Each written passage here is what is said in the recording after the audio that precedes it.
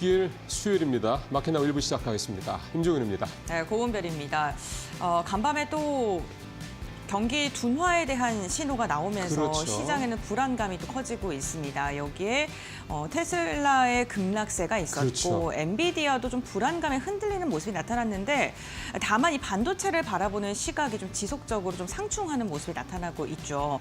엔비디아 이렇게 흔들리긴 했습니다만 네. 지금 목표 주가 $200까지 나오고 있는 상황입니다. 그러니까요. 어쨌든 AI 시장 확산될 것이다라는 이야기 나오고 있고 이에 대한 영향이 오늘 또 국내 증시에 어떻게 영향을 미칠지 이 부분 주목해 보셔야 될 것 같은데 어쨌든 우리 시각으로는 내일 오전 내일장에 좀 영향을 미칠 것 같은데 엔비디아의 실적 발표와 함께 주목해 보셔야 될 것 그렇죠. 같습니다.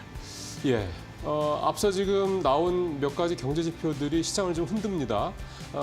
첫 번째가 지난주에 나왔던 S&P 서비스업 지수, PMI죠. 이거 하고 그다음에 미시간대 소비자 심리지수, 그다음에 오늘 새벽에 나온 컨퍼런스 보드의 소비자 신뢰지수 등등등. 굉장히 시장 예상치에 못 미쳤던, 크게 못 미쳤던 또 최근 한 3, 4년 사이에 가장 큰 폭으로 하락했던 이 지수들의 공통점은 지금 어떤 데이터가 아니라 이게 앞으로 예상하는 데이터라는 겁니다. 그러니까 앞으로 안 좋아질 거라는 미국 소비자들, 미국 어떤 기업들의 심리를 나타내주는 그런 내용들이지 이게 미국의 물가가 실제로 뭐 얼마나 올랐다 또는 미국의 기업 EPS가 얼마나 떨어졌다 예를 들어서 또 뭐 이런 부분들 구체적으로 이런 것들은 아니라는 거죠. 그다음에 이제 이번 우리 시간은 주말에 나오겠습니다만 1월 PC 지수, 가격 지수 이 부분도 그렇고요. 결국 실질적으로 뭔가가 좋아졌다 또는 뭔가가 나빠졌다라고 나타내는 지표가 아니라 앞으로 그럴 거다라는 걸 나타내주는 지표들이기 때문에 너무 이 부분에 이렇게 불안감을 가지실 필요는 없다는 생각도 들고요. 적어도 이번 주 후반에 나올 말씀드린 PC 지수 요거 내용 잘 보시고 그때 가서 판단하셔도 늦지 않겠다 이런 생각이 좀 듭니다. 네, 그렇습니다. 우리나라의 경제 성장률 전망치도 하향 조정되고 뭐 우려가 깊으실 것 같은데요. 그렇죠. 기업들이 이를 돌파하기 위해서 협력 방안을 계속해서 강구하고 있습니다. 뭐 앞서서 말씀해 주셨던 삼성과 현대 협력도 그렇고요. 네. 결국에는 이러한 상생에 대한 협력 모색이 우리 시장 전반적으로 훈풍으로 이어지길 바라면서 오늘도 마켓나우 1부 시작해 보겠습니다. 네. 자, 모닝 체크부터 오늘 또 시작하도록 하겠습니다. 자, 보시죠. 코스피 규모별 지수 등락률을 보이는데 소형주, 대형주, 중형주 이렇게 세 가지를 좀 표현을 한 겁니다. 코스피가 4.4% 오른 거를 기준으로 봤을 때 소형주가 3.8, 대형주 4.2 다 못 미치죠. 중형주만 6%가 넘게 올라서 이제 코스피를 상회하는 그런 지수 흐름을 좀 보여줬습니다. 이렇게 중형주들이 좋은 이유를 살펴보니까요. 그 백그라운드에 역시 또 한화하고 두산, 이렇게 HD현대 뭐 이런 최근 들어서 아주 급성장을 하고 있는 이 중견 그룹들, 중견 그룹이라고 하기에는 좀 그렇죠, 좀 크죠. 10대 안에 들어가니까 이런 그룹들에 있었습니다. 중형주의 대장주가 하나시스템인데요. 2월 달에만 31%가 급등을 했고요. 두산도 27%, 한화도 42%입니다. 두산과 한화는 이제 지주회사를 얘기를 하는 거죠. 그다음에 내수 중심의 CJ도 17%가 올랐고요. 롯데쇼핑이 20% 오르는 등 롯데 그룹주들도 괜찮고요. 그다음에 이마트도 역시 18%가 급등을 하고 있습니다. 전체적으로 보면 내수 중에 특히 내수 관련된 그러니까 유통주 이런 종목들이 좀 많이 있습니다. 밑에 좀 제목을 주가들이 나온 게 좀 보이긴 합니다만은 그러니까 종합을 좀 해보면. 대형주에서 시작했던 흐름이 소형주로 갔다가 다시 중형주로 옮겨오는 이런 흐름들이 좀 나타나고 있다 이렇게 볼 수가 있겠고 결국은 이 사이즈별로 순환매가 사이즈별로도 나타나고 있다 이 순환매가 이렇게 좀 볼 수가 있겠습니다. 이제 이게 순환매라는 게 이제 어떻게 보면은 주도주가 없기 때문에 나타나는 가장 대표적인 현상인데 현재 뭐 그렇다라는 거죠. 역시 한화나 이 HD현대 같은 이런 소위 말하는 이제 방산과 조선 쪽 관련주들이 많이 올라도 이게 사실은 아무래도 뭐 반도체라든가 2차 전지 이런 쪽처럼 아주 시장의 주도적인 그런 시장을 전체적으로 끌고 가는 시총이 큰 그런 종목들은 아니기 때문에 그런 건데 이제 그렇게 커 나가는 거겠죠. 어쨌든 중형주가 이렇게 요즘에 많이 오르는 등 이런 어떤 순환매가 이제 규모별로도 나타나고 있다 이런 말씀을 드렸고요. 두 번째 섹터로 가보겠습니다. 자, 조선주하고 어제 해운주가 많이 올랐습니다. 보면 삼성중공업 어제 8%가 넘게 올랐죠. 1승은 이제 LNG 쪽 하는 이 소재주가 부품주가 되는 거고 그다음에 HD 조선해양도 어제 5% 넘게, 하나오션도 5% 넘게.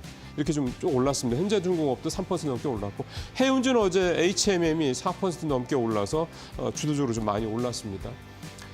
이렇게 어제 조선주, 해운주 또 그동안 좀 주춤하다 많이 올랐던 이유는 중국의 선박 규제 내용이었죠. 이미 기사화가 됐습니다만 USTR에서 선사, 그다음에 중국산 선박 관련돼서 수수료를 부과하겠다. 한번 들을 때마다 뭐 100만 달러를 내겠다고 그러면은 사실 그거를 감당할 수 있는 중국 선사나 중국의 해운업체나 또는 중국의 그러니까 메이드 인 차이나 선박을 갖고 있는 회사들은 드물죠.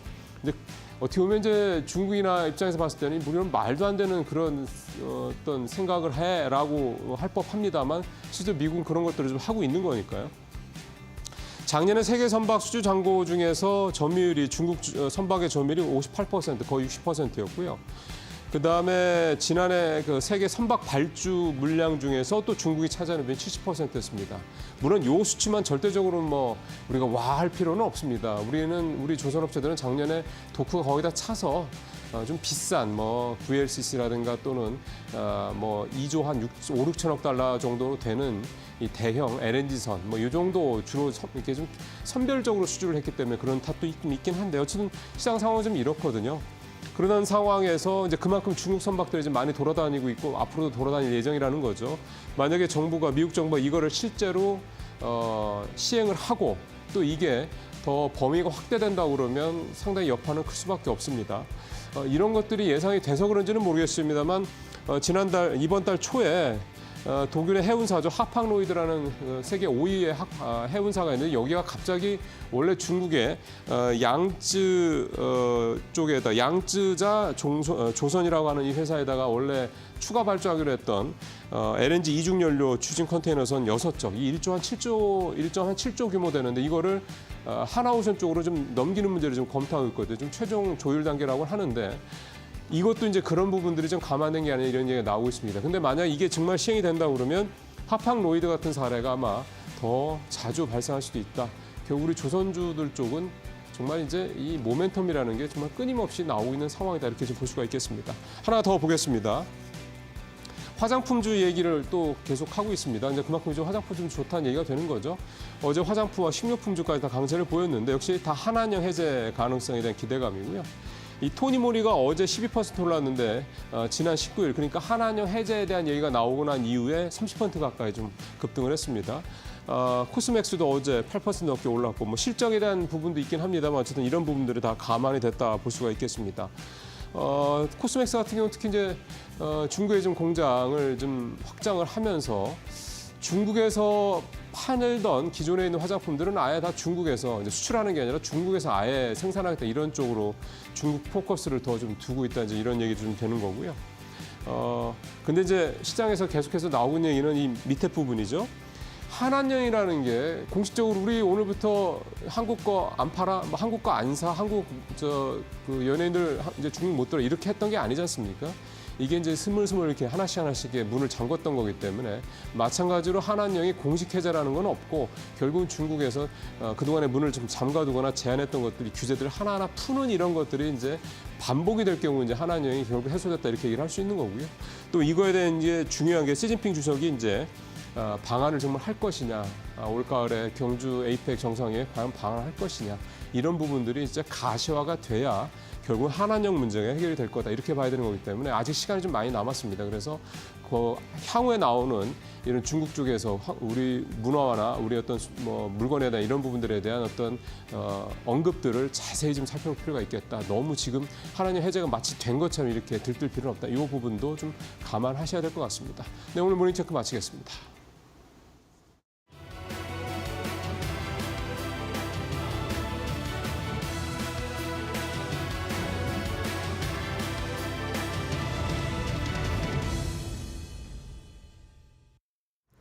정말 경제가 안 좋아지는 걸까요? 일단 간밤 뉴욕 증시 다시 한번 경제에 대한 불안감을 안고 3대 지수가 일제히 하락을 했습니다. 그 가운데서도 빅테크 관련 종목들의 급락세가 나왔고 때문에 나스닥이 1.3%대 지수 하락을 보였습니다. 그 안에서도 테슬라의 주가 하락이 가장 눈에 띄었죠. 장중에는 9% 넘게 낙폭을 키워가면서 시가총액 기준으로 1조 달러 다시 한번 하회하는 모습을 보여주기도 했습니다. 이렇게 뉴욕 증시가 불안한 모습을 연일 보이고 있는 있는 건 바로 경제 지표와 관련된 연관성이 있겠는데요. 최근에 소비 심리가 계속해서 둔화가 되고 인플레이션은 더욱더 높아질 것이다라는 경제 지표가 나오면서 위험 자산을 선호하는 선호 심리도가 계속해서 빠져나가고 있는 상황입니다. 간밤 확인됐던 소비 심리 지수를 함께 확인을 해보시면 3개월 연속 하락세를 보이고 있는 상황이고요. 현재 98.3까지 내려오면서 그래도 기존의 100 이상을 위치해 있던 지수가 현재 100 아래까지 내려온 상황입니다. 그리고 인플레이션 지표나 다른 소매 판매 지표 지난주 금요일에 같이 확인을 해보셨죠. 현재 미국의 경제가 위태로울 수도 있다라는 우려심이 계속해서 불안 심리로 작용이 되면서 뉴욕 증시 지난주 금요일부터 하락세를 계속해서 키워가고 있는 상황입니다. 그리고 여기에 무역 정책과 관련된 부분도 투심을 위축시키는 하나의 축으로 자리매김을 하고 있는데요. 일단 한 달 유예가 됐었던 캐나다와 멕시코의 관세 같은 경우는 예정대로 진행할 것이다라는 코멘트가 간밤 확인이 되기도 했고 또 여기에 대중 반도체 규제 강화 추진 소식까지 전해지면서 오늘 국내 반도체 관련주들의 변동성에도 주의를 해보시는 게 중요할 것 같습니다. 이외 이슈들 어떤 것들이 있었는지 또 확인을 해보도록 할 텐데 말씀드렸던 것처럼 테슬라가 장중에 9%까지 낙폭을 키웠던 하루였습니다. 다만 가격 하락으로 인한 악재가 더욱더 불거지면서 이 대표적인 테슬라 수혜주로 꼽혔던 트럼프 수혜주로 꼽혔던 테슬라 그리고 트럼프의 또 다른 수혜주로 꼽히는 암호화폐 관련주들이 현재 트럼프 취임 전 수준까지 가격 되돌림이 나오고 있는 상황인데요. 일단 테슬라 같은 경우는 1월 들어서 판매량이 급감하고 있다는 소식이 주가에는 상당한 악재로 작용이 되고 있습니다. 유럽 쪽에서도 판매량이 45%나 급감하면서 영국만 놓고 봤을 때는 중국의 전기차인 비아디가 테슬라의 판매량을 추월했다는 소식이 전해졌고요. 뿐만 아니라 중국과 미국에서도 전기차에 대한 판매량은 증가하지만 되려 테슬라에 대한 판매량이 오히려 하락하면서 테슬라의 투심을 크게 악화시키고 있는 요인으로 작용이 되고 있습니다. 또 여기에 암호화폐 그 안에서도 비트코인도 지속적인 가격 하락을 보이고 있습니다. 10만 달러가 지지선으로 작용이 됐었는데 이제는 더욱더 멀어진 상황이고요. 비트코인 뉴욕 시간 기준으로 장중에 8만 6천 달러까지 가격 되돌림이 나오기도 했는데 3개월 만에 9만 달러 선이 붕괴가 되면서 투심이 급격하게 얼어붙은 모습이 나왔습니다. 테슬라 관련주들에서는 2차 전지주들을 가장 먼저 떠올려 볼 수 있겠는데 최근에 인터배터리라던가 또 저점에 대한 어떤 턴어라운드에 대한 기대감 으로 2차 전지 관련주들 지난주에는 좀 반등하는 모습이 나왔는데 어제는 전반적으로 하락하는 모습이 이어졌었고요. 오늘도 테슬라의 큰 주가 하락과 함께 관련주들의 변동성이 어느 쪽에 초점을 맞출지 주목해 보시는 게 중요할 것 같습니다. 암호화폐 관련주들도 STO 법안 자체가 올해 하반기로 밀려나면서 지난주부터 부진한 모습이 나왔었는데 비트코인 자체가 9만 달러 아래까지 하락한 만큼 오늘 관련주들의 종목 지수 추이 함께 주목을 해보시죠.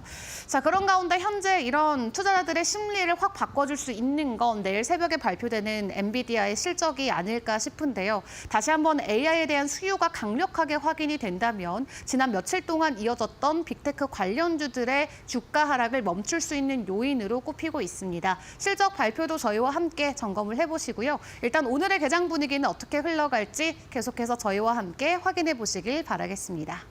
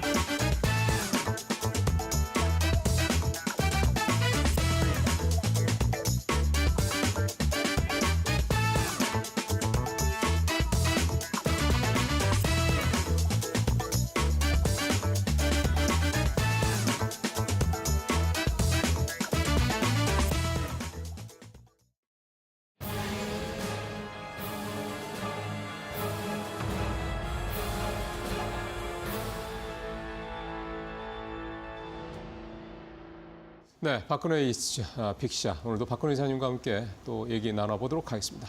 이사님 어서 오십시오.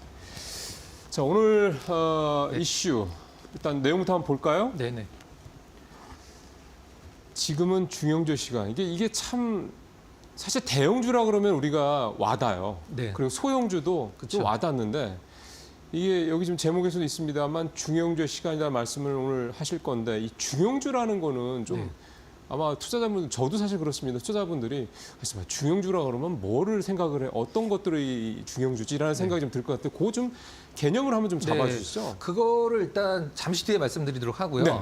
우리가 보통 뭐 대형주, 중형주, 소형주 나는 뭐 그런 거 가리지 않고 뭐 올라운드 플레이어다. 이제 뭐 대형주 살 때도 있고 중형주 살 때도 있고 소형주 살 때도 있고 말은 그게 쉬운데 사실은 보통 그렇게까지 생각 안 하고 하죠. 그렇죠. 근데 뭐 대형주 위주로 하시는 분들도 분명 계시거든요. 근데 그렇죠. 대형주로 사시는 분들은 이제 뭐 유상증자라든가 감자라든가 이런 좀 약간 돌발 악재에서 좀 약간 자유롭기 때문에 맞습니다. 하시는 분들도 있고 소형주 사시는 분들은 뭐 다른 이유가 없는 것 같아요. 소형주 사는 이유가 무엇일까요? 이제 급등이 나오기 때문에 변동성이 크죠. 그렇죠. 소형주를 사시는 건데 지금은 이제 지금 타이틀처럼 중형주의 시간이다라고 이제 표현이 돼 있는데요. 앞서서도 잠깐 좀 브리핑이 있긴 했습니다만은 좀 그 이미지 잠깐 보면서 네. 말씀드려보도록 하겠습니다. 네. 예. 여기서 이제 앞서 이제 앵커님께서 잠깐 브리핑이 계셨기 때문에 저는 다른 쪽으로 한번 좀 풀어보도록 할게요. 네. 재밌게. 일단 뭐 저도 좀 약간 반복이 되긴 합니다만은 지금 코스피 전체 2월달 수익률이 상승률이 4.5%에 못 미쳤는데 살짝 소형주, 대형주, 중형주 중에 중형주가 지금 6% 넘게 올라 있다. 물론 뭐 중형주 중에 이제 시가총액 상위 종목군들 중에 가장 큰 상승률을 기록하고 있는 뭐 조선이나 방산이나 이런 것들이 이제 묻어 있는 종목군들이 상당히 좀 많이 오르고 있고 그다음에 뭐 내수 관련주들이 있는데 저는 이 지수에 한번 포커스를 맞춰서 한번 얘기를 예. 좀 해드리도록 할게요. 자, 다음 장 보면은 워렌 버핏. 이 양반은 누군지 모르겠는데. 이제 워렌 버핏이고요. 프로테제 그 파트너스라는 수석 연구원인데 원래는 이제 테드 사이드스라는 이제 대표 사진을 갖고 와야 되는데 구하기 좀 힘들어서 제목이 100만 달러 내기 할래? 우리가 보통 쉽게 얘기해서 100만 달러 빵 할래? 뭐 그런 식으로 네. 어떤 내기를 했냐면 워렌 버핏이 2008년도쯤에 나는 그 이제 미국의 대표 ETF 이제 뱅가드 ETF라고 네, 있거든요. 뭐 잘 알죠. 거기서 이제 S&P를 추종하는 뱅가드 ETF를 살 테니까 10년 동안 이 S&P의 상승률을 더 넘어설 수 있는 펀드 매니저나 헤지 펀드 매니저들은 나한테 연락을 해서 100만 달러 내기를 하자. 그래서 네가 더 S&P 500보다 더 수익률이 높으면 내가 네. 너한테 100만 달러 줄게. 네네. 근데 100만 달러를 주는데 그걸 이제 기부하기로. 아니면 어쨌든요. 네, 그렇죠. 100만 달러 빵을 했는데 이제 프로테제 파트너스에서 소위 얘기하는 물었습니다. 내가 한번 해볼게.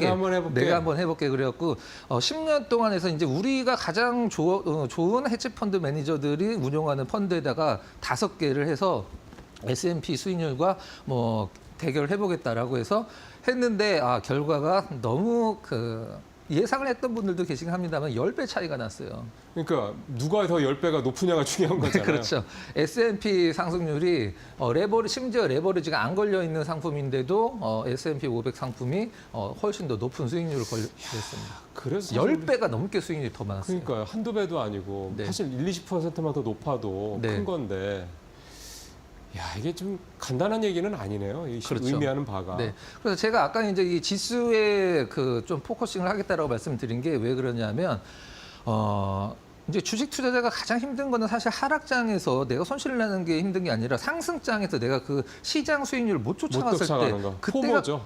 정말 말 그대로 포모가 오고 가장 힘든데 그것과 관련돼서 이제 지수 관련돼서는 포트폴리오에 이제 뭐 ETF라든가 여러 가지 상품들이 있으니까 꼭 어느 일정 부분 좀 담그시는 게 좀 좋지 않을까라는 생각을 해서 저는 이제 중형주, 소형주, 대형주 좋지만 일단 지수 관련 투자는 이제 대세 상승기에 내 포트폴리오를 지켜주는 가장 든든한 종목이 된다. 이렇게 좀 정리하도록 그러니까 골자는 S&P 500 그 사례, 아까 100만 달러 빵 사례처럼 결국은 한두 종목에 몰빵하는 거를 그렇게 할 수 있는 건 아니니 그렇죠. 네. 결국은 내 포트폴리오에 어떤 특정 지수 상품이 들어가야 된다. 네, 맞습니다. 그거가 중요한 말씀입니다. 그러니까 뭐 예. 전 세계 어떤 헤지 펀드 매니저도 그 올라가는 것만 따라서 사는 거는 불가능하다는 것을 그럼요. 보여준 겁니다. 네. 그렇게 하면 다 돈 벌죠, 뭐. 네. 근데 사실 다 원하는 건 그거긴 한데. 네, 맞습니다.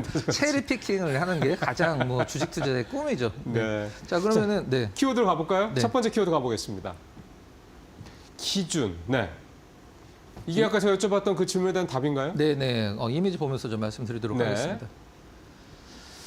지금은 이제 그 대형주, 중형주, 소형주를 분리하는 방법이 바뀌었어요. 과거에는 이제 자본금 기준이었었거든요. 네, 네, 네. 과거에는 자본금 기준을 갖고 대형주, 중형주, 소형주를 나눴었는데 지금은 바뀌었습니다. 이제 시가총액 기준으로 시가총액 대형주는 1위서부터 100위까지는 이제 대형주라고 분류를 하고 그다음에 중형주는 우리가 지금 시간에 다루고 있는 중형주는 1위서부터 300위까지 그다음에 소형주는 그 밑으로 이제 소형주라고 하고 있는데 이것들이 이제 시총은 바뀌니까 그럼요. 시총이 바뀌니까 이제 산정이 3월달, 9월달에 이제 재산정을 들어가거든요.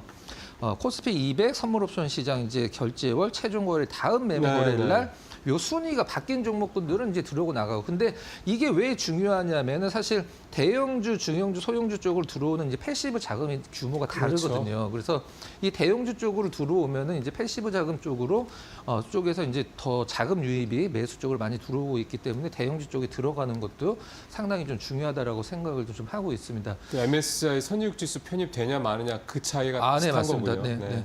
그리고 이제 시가총액 상위는 이제 우리가 어떤 주식형 펀드 같은 경우는 이제 뭐 시가총액 상위 몇 위서부터 몇 위까지는 의무적으로 무조건 담아야 되기 때문에 일단 패시브 자금 쪽에서 위쪽에 있는 게 참 유리하기도 하고 그렇긴 하죠. 네, 뭐 가볍다라고 생각을 할 수 있긴 합니다만 그동안에 시장에서 많이 소외됐던 것들이 컸기 때문에 지금 약간 뭐 언더독까지는 아니긴 합니다만 그래도 지금 중형주의 시대다라고 이렇게 시장은 보고 있습니다. 네. 자, 다음 내용으로 가보죠. 이번엔 키워드 두 번째 가볼까요? 네네. 2월 수익률 앞서 잠깐 나왔습니다만 어쨌든 코스피보다 중형주가 수익률이 더 좋았던 네, 거란 네. 말이에요. 순위대로 한번 좀 정리를 좀 해봤는데요. 네. 한번 좀 보도록 하겠습니다. 앞서서 이제 그 언급된 종목군들도 들어있고 수익률이 2월 달 이제 이게 1월 31일 이렇게 보셔야 되는 네, 겁니다. 1월 31일 기준으로 지금 어제 기준으로 이제 수익률이거든요. 1월 31일 종가 기준으로 이제 2월 달에 이제 수익률을 보시면 될 것 같은데 한 달이 지금 채 안 지났는데도 67% 이제 거의 다 이제 이거 중형주긴 합니다만 나름대로 무거운 종목군들이라고 그러게요. 생각했던 뭐 종목군들인데 풀무원도 그렇고 한화도 그렇고 다 두산도 있고 빙그레 뭐 하나 시스템 네. 등등등등. 풀무원은 사실 이게 사실 어떻게 보면은 재미가 없는 종목이었거든요. 예전에는 뭐 움직이지도 않고 근데 지금 풀무원이 중형주 중에서 2등입니다. 62% 올랐어요. 네, 풀무원이 한 달이 안 됐는데 2%로 올랐고 엄청나네요. DB하이텍 그다음에 한화 뭐 다이내믹스 이제 뭐 방산 쪽이니까요. 방산 쪽이 4등, 5등을 좀 기록을 하고 있고 그다음에 두산 건설. 빙그레가 사실 이렇게 올릴 거라고 생각을 저게 하는 좀 힘들죠. 완전히 시즈널한 종목인데. 네, 그렇죠. 뭐 한솔케미칼, 뭐 삼성 관련해서 호재가 계속 나오고 삼성전자 관련돼서 호재가 많이 나오고 있죠. 대상, 그다음에 SK 이터너스 좀 약간 낯익을 낯설 수도 있긴 합니다만은 태양광, ESS 관련 기업이죠. 그다음에 밑으로는 다 아는 기업들인데 유니드는 이제 저희 쪽에서도 한번 소개를 시켜드렸던 그 칼륨 종목이고요. 하는데. 네. 뭐. 굉장히 좀 수익률적으로 봤을 때 아무리 테마주가 그동안에 뭐 많이 필요사 AI 관련돼서도 뭐 테마가 있었고 많은 테마가 있긴 합니다만은 기업적인 내용이 바탕이 되면서 저종주 수익률을 낼 수 있는 종목군들은 사실 시장에서 정말 극히 드물거든요. 그래서 왜 이제 기사나 지금 이슈가 중형주의 시대가 왔다라고 하는지 수익률만 봐도 이해가 좀 가는 그런 부분입니다. 네. 예. 사실 여러분께서는 눈에 익은 종목들이 꽤 많이 있습니다. 자, 그럼 이 중에서 오늘 이사님이 생각하는 탑픽 종목 먼저 한번 볼까요? 네. 대상 아까 봤어요. 중간쯤에 딱 있더라고요. 네네네네. 이미지를 보면서 설명을 드리도록 하겠습니다. 네. 이제 이미지를 이제 제가 설명을 드리면 시청자 여러분들이 그래서 대상이구나라고 생각을 이제 하실 수가 있을 것 같아요. 이제 대상 홈페이지인데요. 대상이 이제 식품사업부 누구나 알듯이 그냥 대상보다는 요즘 세대 분들은 그냥 청정원이라고 얘기하는 게 더 이해하기 빠를 것 같습니다. 김치. 네, 맞습니다. 김치 많이 하죠. 네, 식품사업 그다음에 소재사업. 소재사업은 보통 CJ 제일제당과 함께 이제 바이오 사업이라고 보통 부르긴 하는데 이 바이오 사업은 보통 세 가지가 있어요. 레드 바이오, 그린 바이오, 화이트 바이오가 있는데 레드 바이오는 우리가 보통 얘기하는 이제 사람의 의약품들을 예. 만드는 레드 바이오, 그다음에 그린 바이오는 이제 동물과 동물 관련된 관련된 거. 그다음에 화이트 바이오는 우리 전통적인 화학이라고 보시면 됩니다. 이 소재 사업 중에 이제 이 라이신이라고 있어요. 아, 그 라이신이 너무 가격이 떨어지고 네네네. 소비량이 줄어들어갖고 제일제당은 지금 그린바이오를 팔아버리려고까지 예, 했거든요. 예, 지금 근데 매각을 내려놨어요. 지금 제가 알기로는 이제 약간 보류한 걸로 알고 있는데 이제 대상도 이 라이신이라는 거는 보통 우리가 가금류도 해당되긴 합니다. 보통 돼지들 사료에 들어가는 맞습니다. 이제 아미노산 중에 사람도 먹거든요. 하나라고 이제 보시면 될 것 같은데 이 라이신과 관련된 뉴스들을 몇 개 좀 의미 있는 것을 뽑아왔는데요. 네. 한번 좀 보도록 하겠습니다. 유럽이 중국 겨냥 반덩핑 조사 실사 이게 이제 라이신과 관련된 부분이거든요. 무역 전쟁 격화. 이제 요거는 이제 뭐 전기차 부분도 지금 뭐 관세 때문에 상당히 좀 이슈화가 되긴 있긴 합니다만 반덩핑 관련돼서 라이신 부분이고 라이신 신저가 저가 터널 탈출 유럽 중국산 동시 반등. 그다음에 중국산 때문에 초토화 라이신이 눈물 흘렸는데 1년 만에 대반전 이게 가장 중요한 부분입니다. 라이신이 굉장히 예전에는 이제 그 속을 썩이던 어떤 부분이었었는데 지금은 아주 그냥 그 오리가 백조가 된 듯한 느낌이라고 보시면 됩니다. 이쯤 되면 CJ가 팔려다가 걷어들일 마음도 하네요. 네, 지금 살짝 보류를 했는데 교보증권이 이제 대놓고 이제 대상이라고 나왔습니다. 대상 중국산 라이신 관세에 따른 수혜 전망, 4분기 실적도 기대 이상. 사실 네. 예전에 대상이 라이신 부분을 외국에 팔았었어요. 근데 그거를 이제 백광산업 걸 이제 다시 사서 백광산업이 샀고 백광산업을 다시 샀죠. 근데 매출 비중으로 봤을 때는 사실 CJ 제일제당도 라이신이 많긴 합니다만 대상 같은 경우는 아까 이제 그 바이오 부분의 바이오 부분이 절반이고 그 절반이 라이신이거든요. 그래서 상당히 적지 않은 부분이기 네. 때문에 이 라이신이 가격이 올라간다라고 하면 대상과 어떤 CJ 제일제당의 영업이익과 매출은 그냥 알아서 올라간다. 그럼 유럽 라이신 가격을 한번 보도록 하겠습니다. 일단 유럽의 라이신이 그 누가 가장 많이 파는지를 오른쪽 완전히 뭐 중국산이에요. 네, 중국산이 현재 60%를 유럽의 라이신을 공급을 하고 있는 상황인데 그런 그 중국이 많이 공급을 하고 있는 유럽의 라이신 가격이 어떻게 되고 있는지를 한번 표를 보면서 설명드리도록 하겠습니다. 과거에는 사실 한 2년 정도까지는 이렇게 뭐 크게 오르락내리락 네. 했었습니다만은 작년 말서부터 올해 이제 초 들어서 라이신 가격이 굉장히 많이 오르고 있고 중국 내에서 마찬가지 유럽 내에서는 지금 이제 가장 최근 업데이트한 자료를 보면 한 2배 정도까지 1년 전부터에 비해서 오르고 있다라고 하는데 이게 이제 관세 때문에 관세가 한 68에서 88%까지 라이신에 유럽이 이제 중국에 이제 부과를 하고 있는 상황이고 7월 달에 최종 결정이 되게 되는데 일단은 뭐 지금 분위기를 봐서는 결정을 하게 될 것 같아요. 그러면 여기서 우리가 힌트를 얻을 수가 있겠죠. 네. 유럽의 라이신을 가장 많이 파는 나라가 가장 수혜를 받을 거라고 생각하고 있습니다. 유럽의 라이신을 가장 많이 파는 국내에서도. 나라. 그렇죠. 네. 그럼 근데 그게 대상이다. 그렇죠. 대상의 라이신이 대부분 유럽 쪽에 수출이 많이 되고 있거든요. 이거는 글로벌 라이신 마켓에 이제 앞으로 규모가 얼마 정도 커질 것인가를 예상을 하고 있는 건데. 시장 계속 성장을 하네요. 근데 지금은 사실 라이신이 굉장히 작년과 재작년 힘들었던 이유는 중국 사람들이 이제 돼지고기를 좀 약간 적게 먹고 있기 때문에 이 사료의 성능 라이신이 좀 약간 소비가 좀 감소가 그렇죠. 됐었거든요. 근데 앞으로 이제 경기가 좋아지면 사실 고기를 많이 먹고 그렇죠.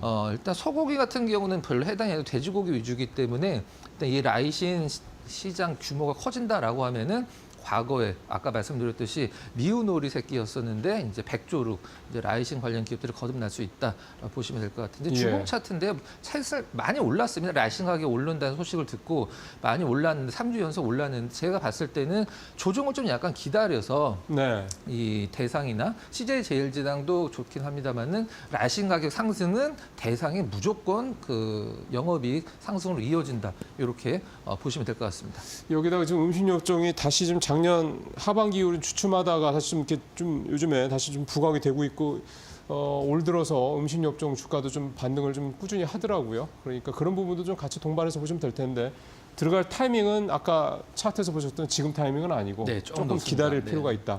대신 이 라이신은 계속해서 좀 어떤 호재로서 작용할 수 있다. 이 부분을 좀 감안하시면 될 것 같습니다. 자, 이상 오늘 말씀 잘 들었습니다.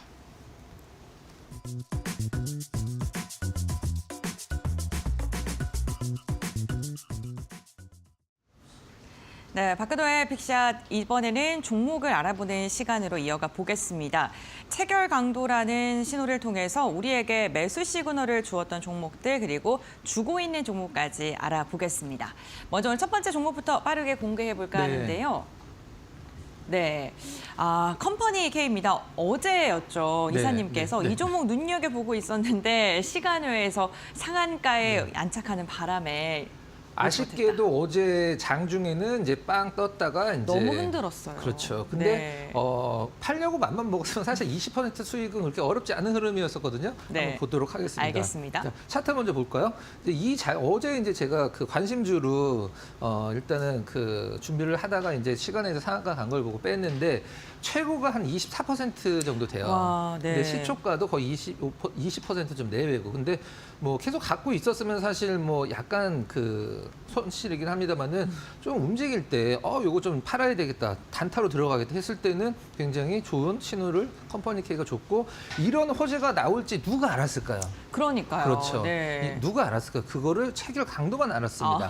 3.8% 정도 네. 상승한 날에 평소에 이제 거래량이 사실 뭐 많이 터지기도 했습니다만 거래량이 그날 38% 전일 대비해서 한 2배 이상 거래량 늘어나면서 네. 200 그다음에 체결 강도 처음으로 100을 딱 들어갔어요. 그러네요. 이거 이상한데 뭔가 있나? 네. 이거 보던 분들이 컴퍼니 K 뭐가 있지라고 이제 생각을 하실 수도 있죠. 그래서 이렇게 하고 나서 아쉽게도 어제 좀 약간 떨어져서 끝났습니다만은 5일 체결 강도는 그래도 높게 좀 유지를 해줬네요. 제가 좀 궁금한 게요. 네. 보면서 5일 체결 강도가 아직 더 높아졌잖아요. 네네. 네, 그러면은 이 종목 매도를 못 하신 분들 네. 네, 너무 이렇게 급격하게 하락을 하다 보니까 손절이라도 해야 될까라는 네. 좀 고민을 되셨을 것 같은데 조금 더 들고 가도 될까요? 아니면은 갖고 어떻게 있는 될까요? 분들과 신규로 사고 싶은 분들의 차이가 네. 있을 거라고 생각하는데요. 신규로 사고 싶은 분들은 체결 강도 5일 유지되면서 이틀 정도 됐을 때 이제 들어가는 걸 권장해드리고 갖고 있는 분들은 한번 뭐 가보는 거죠. 뭐 체결 강도 믿고. 네. 알겠습니다. 컴퍼니 K 첫 번째로 들어봤고요. 두 번째 종목 한번 확인해 보겠습니다. 네. 알리코 제약이요. 코로나19 신종 바이러스가 또 발견됐다라는 소식이 전해지면서 엄청 주목을 받았던 종목인데 코로나, 네. 코로나 중국에서 이제 새로운 네. 기존보다 더 센 게 발견됐다. 발견된 건지 이제 만든 건지는 좀 약간 네, 이사님의 의문이합니다만은. 의견입니다. 네. 이제 뭐 네. 그 관련주들 지금 시장에서 굉장히 많은 좀 그 이슈를 불러일으키고 있는 네. 상황이죠. 차트 한번 보도록 하겠습니다. 와. 어제죠 상한가 갔고 네.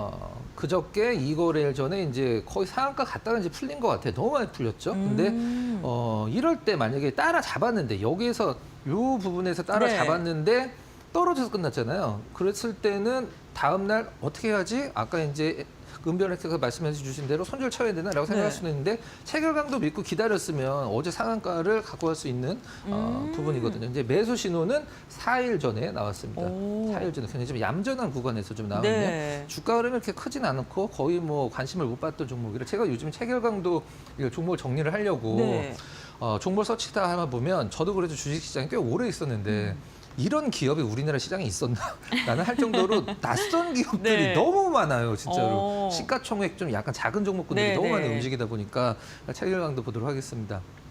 1.6% 오른 날 체결강도 이제 112 일주일 체결강도 그 전에 좀 약간 100일 정도 들어갔습니다만 퍼포먼스 거의 없었고 그 다음에 계속적으로 보유했었을 때 이제 이틀 전에 상한가 갔다가 풀렸을 때 네. 이거 어떡하지 다음날 떨어지면 어떡하지 했을 때 아까 이제 그 일주일 K 체결 컴퍼니 강도? 마찬가지로 일주일 체결강도를 보고 일단은 홀딩을 하셨으면 어제 상한가를 기록을 했다. 이제 이거는 사실 뭐 네. 수급이라는 거 바뀔 수도 있긴 합니다만은 그냥 팩트입니다. 팩트. 그 누구도 이거를 뭐 의도적으로 차트는 만들 수 있지만 체결강도는 만들기 힘들거든요. 네. 그래서 만들 수는 있죠, 실제적으로. 근데 시장에서 사고 있는지 팔고 있는지를 분석을 해주는 거기 때문에 이걸로 판단을 하시는 게 저는 가장 어떤 좀 확률이 높다라고 생각을 하고 있습니다. 저는 또 여기 한 달 체결 강도도 이제 100을 넘어서 네, 조금 더 어제도 매수하신 분들도 고민이 되실 것 같은데 체결 강도 계속해서 조금 확인해 보시면서 대응해 보시면 좋을 것 같고요. 네, 다음 종목도 함께 살펴보시죠. 네. 지역난방공사요. 재미없죠, 이름부터. 이름부터 재미없습니다. 네. 이름만 봐도 별로 이렇게 사고 싶지가 않아요. 네, 네. 주가는 좀 어땠을까요? 네, 한번 볼까요? 네. 이게 어. 조금 오른 것 같아도 사실 시장에서 굉장히 한 2주 좀 안 되는 시간 동안 괜찮은 수익률이에요. 왜 그러냐면 완전 바닥권에서 매수 신호가 나왔거든요. 완전 바닥권에서 매수 신호가 나왔고 지역 난방공사를 사실 뭐 사고 싶은 분들도 별로 없고 시장에 올라가도 관심이 별로 없기 때문에 근데 지금 은변하니까 시장 좀 약간 불안불안하잖아요. 네, 맞아요. 그렇죠. 네. 미국 시장이 좀 약간 흔들리고 있어서 네. 불안한데 지금 이 정도 상황이면 시장 대비해서 굉장히 좋은 수익률이거든요. 체결강도 한번 같이 볼까요? 네. 자, 언젠가요? 2월 14일 날 14일. 네. 밑으로 쫙 이제 비어 있는 일주일 체결 강도가 108을 들어갔고요. 오. 그다음에 당일 체결 강도 그 전에 일단 260원하는 당일 체결 강도로 네. 뭔가 좀 약간 움직일 듯한 느낌을 오. 주긴 했습니다만 아직은 이제 기다려줘야죠. 네. 아직은 일주일이 일주일 안 체결 강도가 안 채워졌군요. 찼기 네. 때문에 요게 찼을 때까지 일주일이 찼을 때까지 기다리시면 될 것 같고요. 들어갔고 두 개가 이제 또 이날도 근데 좀 빠졌는데 네, 100이 넘었네요. 네, 맞습니다. 네. 이런 것들은 상당히 좀 중요한 부분이고 4%, 5%, 4%에 가까운 이거 복리로 따지면 굉장히 높은 수익률이에요. 그쵸. 실질적으로는. 지연난방공사 일단 이런 주식이 있는지도 모르시는 분들도 사실 계실 거예요. 관심 없으신 분들은. 근데 최근에 주가 흐름이 아주 그냥 구렁이 담 넘어가듯이 조용조용하게 올라가고 있다. 이렇게 보시면 됩니다. 알겠습니다. 지역 난방공사 확인해 봤고요. 다음 종목으로 또 빠르게 이어가 네. 보겠습니다.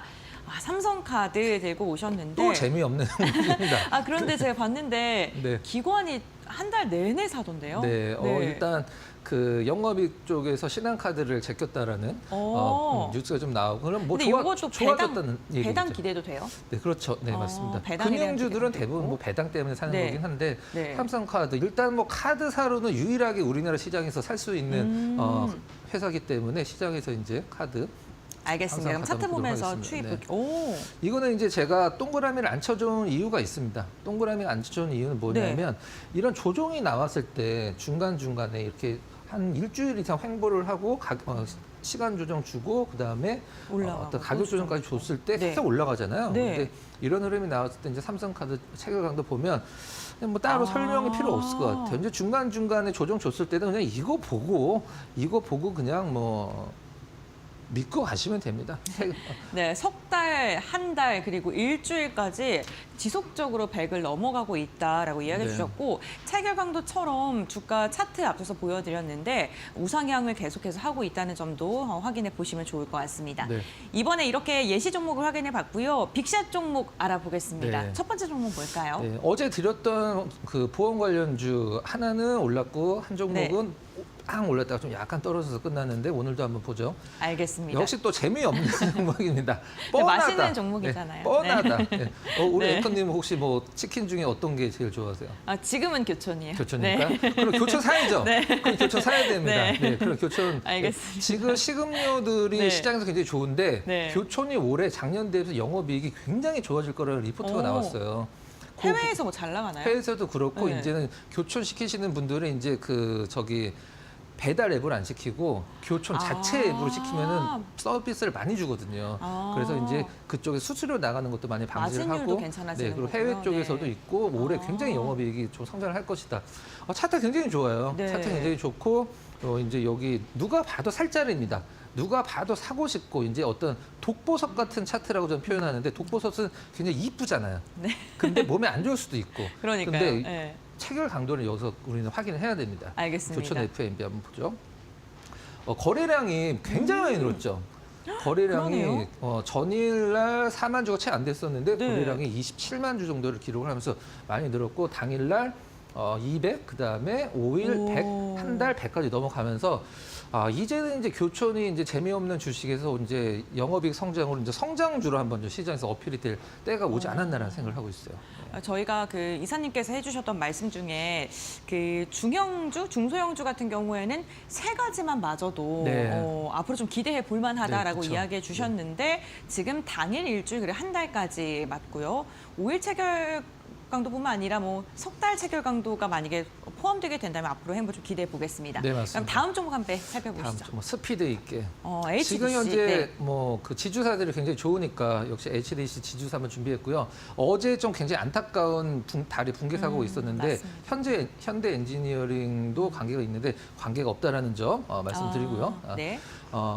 일단 지주사들 중에 현대 HDC가 거의 시장에서 주목을 좀 못 받았어요. 못 받았고 약간 너울너울해서 아직은 좀 큰 퍼포먼스 없기 때문에 약간 지주사들 그다음에 상법 개정으로 이제 지주사들이 조금 더 관심을 갖게 된다라고 하면 HDC 역시 지주사로서 좀 올라갈 자격이 있다. 일단은 한 달 60일은 뭐 꽉 채워놨습니다. 네. 들어갈 틈이 없습니다. 네. 바늘도 일주일 체결 강도도 꽉 차 있고 그러네요. 그다음에 당일 체결 강도도 좋고 그래서 HDC 역시 약간 조정을 기다리셔도 되고 좀 바로 사도 특별한 리스크는 없다고 생각하고 있습니다. 네, 알겠습니다. 오늘도 박근호 이사와 함께 체결 강도로 우리에게 매수 신호를 주고 있는 종목군들까지 알아봤습니다. 앞으로의 추이 저희와 함께 찾아가 보시면 좋을 것 같고요. 박근호 이사와의 말씀은 오늘 여기까지 나누겠습니다. 고맙습니다.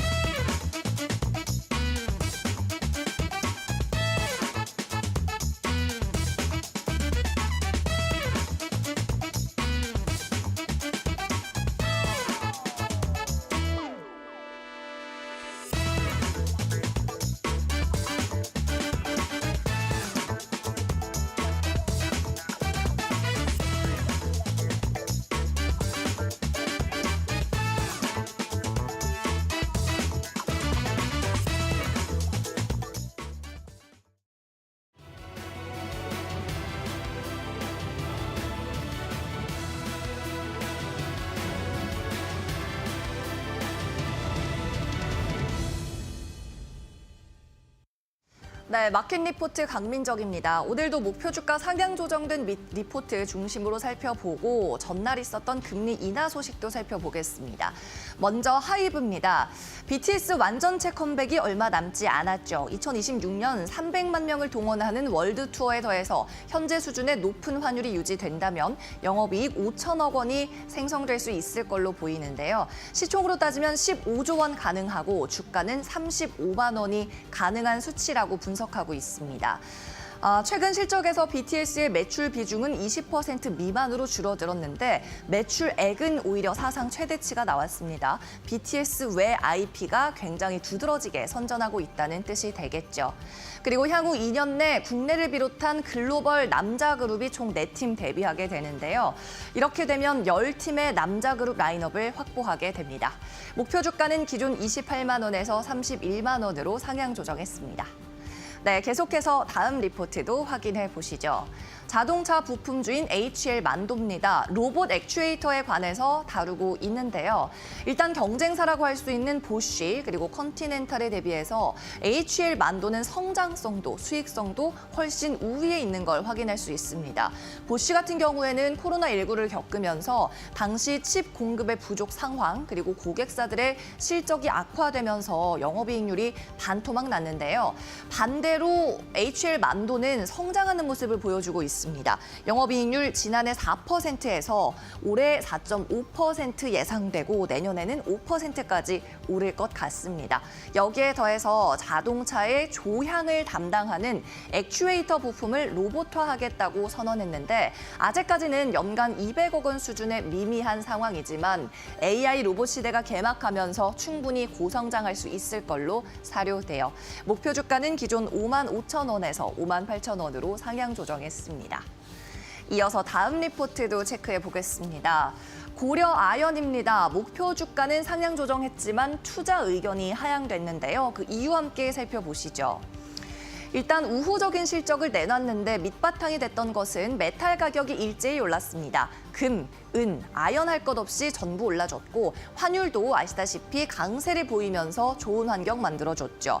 그런데 이 가운데서도 특히 주목해야 할 것은 희소금속이라고 이야기하고 있는데요. 특히 희소금속 가운데 안티모니라는 제품이 있습니다. 중국에서 무기화 움직임을 보이고 있는 대표적인 희소금속이기도 하고요. 국내에서 이 안티모니를 공급하는 유일한 사업자라는 데 대해 의미가 있습니다. 참고로 희소금속 사업은 GPM 매출 총 이익률이 74%에 육박하는 알짜배기 사업입니다. 다만 투자 의견은 기존 매수에서 중립으로 하향 조정을 했습니다. 공개 매수와 자사주 소각을 감안하더라도 최근 경영권 분쟁 때문에 펀더멘털보다 훨씬 더 높은 수준의 주가가 형성되어 있다고 이야기하고 있습니다. 목표 주가는 70만 원으로 상향 조정했습니다. 이어서 다음 리포트 살펴보시죠. 네, 이번엔 어제 있었던 2월 금통위에 관해서 낸 분석 보고서고요. 현대차증권에서 리포트 발간했습니다. 일단 어제 금통위에서 국내 경기에 대해서는 부정적인 견해가 강화된 부분, 성장률이 더 낮아진 거 확인할 수 있었죠. 예상 성장률이요. 결론적으로 금리 인하 사이클은 지속하지만 그 속도는 조절하겠다는 입장이었습니다. 총재를 제외한 금통위원 4명 가운데 2명은 대내외적인 불확실성 때문에 금리를 현 수준으로 유지할 가능성이 높다고 봤고요. 남은 2명은 그래도 추가 인하를 지속해야 한다. 이 가능성을 열어둬야 한다고 보고 있었습니다. 결론적으로 일단 4월에 금리 인하 추가적으로는 나오지 않을 것 같고 5월에는 추가 인하를 타진할 여지가 있어 보이네요. 현대차증권에서는 올 연말 기준 최종금리 수준을 2.25%로 기존 견해 유지했습니다.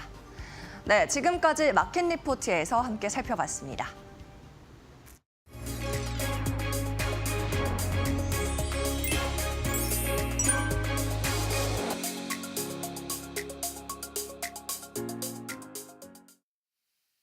네, 전일 뉴욕 증시는 인플레이션 우려와 저점 매수세 유입의 혼조세로 마감했습니다. 기술적 하락이 이어지고 있는 모습을 보이고 있고요. 이에 따라서 나스닥과 필라델피아 반도체 지수는 큰 폭의 하락을 이어갔습니다. 그에 비해서 국내 증시 같은 경우는 2,600포인트 안착 이후에 눌리는 모습을 보이고는 있지만 그래도 잘 버티는 모습 보이고 있습니다. 무역전쟁 장기화 인플레이션 우려만 해소된다면 충분히 올해 안에는 코스피 3,000포인트 근처까지는 추가 상승 가능할 것으로 보이고요. 그런 만큼 지금 같은 조정장에 저평가 중인 좋은 종목 매수의 기회로 삼으시면 될 것 같습니다. 그럼 시장 조정 구간을 살펴봐야 될 업종과 테마 알아보면요. 4차 산업과 방산주 살펴볼 필요가 있겠고요. 4차 산업 테마는 최근 조정 이후에 다시금 움직임 계속해서 순환매가 이어지고 있기 때문에 흐름에 맞춰서 공략한다면 좋은 결과 예상됩니다. 방산주 같은 경우는 좀 집중해서 주목할 필요가 있겠는데요. 미국이 트럼프 대통령 출범 이후에 일본의 방위비를 2배 높인 상황으로 우리나라와 역시 마찬가지로 방위비를 올리는 협상을 진행할 것으로 보입니다. 또한 트럼프 정부 1기 때도 그랬지만 정부에서도 유럽군 창설에 대한 움직임이 나오고 있고요. 미국 우선주의 정책을 펴는 트럼프에 대비해서 미국의 국방력에서 독립하자는 움직임이다라고 봐주시면 될 것 같습니다. 그런 만큼 EU 국가들의 방위비 지출도 증가 추세를 보이고 있는 만큼 방산 기술력이 우수한 국내 방산 기업들의 수혜가 예상됩니다. 오늘 살펴볼 종목은 한국항공우주라는 종목이고 방금 말씀드린 방산 관련 테마주입니다. 물론 이제 위성 관련주로도 기술력을 부여하고 있는 회사이고 다른 방산주 상승에 비해서 상승폭이 적었던 만큼 지금 같은 눌림목 구간에 매수한다면 충분히 수익을 가져갈 수 있을 것으로 예상을 합니다. 이상으로 이데일리 이슈였습니다. 감사합니다.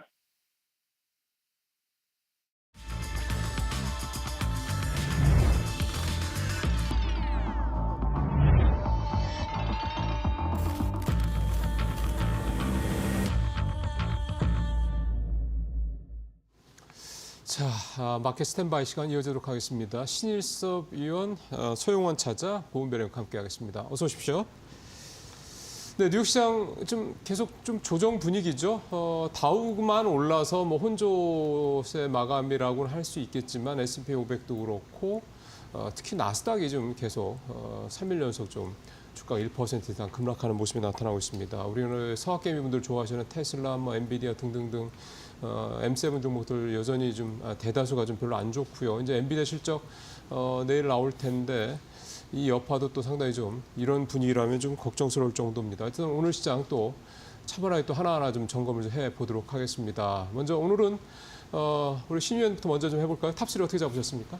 네, 삼성중공업이 52주 신고가를 또 경신했습니다.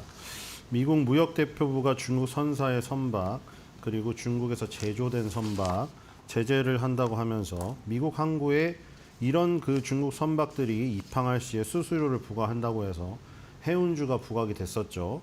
근데 이제 해운주가 이제 단순히 부각되고 나서 그 다음에 이제 생각해보자. 중국에서 들어온 선박, 중국 제조 선박에 항구에 입항할 시 항구 수수료를 부과한다면 그러면 이제 조선에도 중국 조선사들이 타격 입는 거 아니야? 당연히 이렇게 생각이 미치게 된 것이죠. 지금 현재 만들어져 있는 선박이 입항할 때 단순히 이제 그 선박을 소유한 해운사가 피해를 볼 것이고 향후 이제 그렇게 되면 해운사가 이제 중국 선박을 갖고 있으면은 운행할 때 손해를 보니 그럼 이제 중국 조선사에 또 주문을 안 하겠죠. 그래서 이제 또 조선주로 옮겨 붙은 겁니다. 그래서 이제 중국이 지금 한국 조선소에서 만드는 배 대비해서 20% 정도 싸요. 인건비나 뭐 이런 것에 비해서 하면은 그러면 20% 수주 메리트가 이 항구 입항할 때 입항 수수료로 매겨지는 것가 이제 이꼬르가 돼버려서 없어집니다.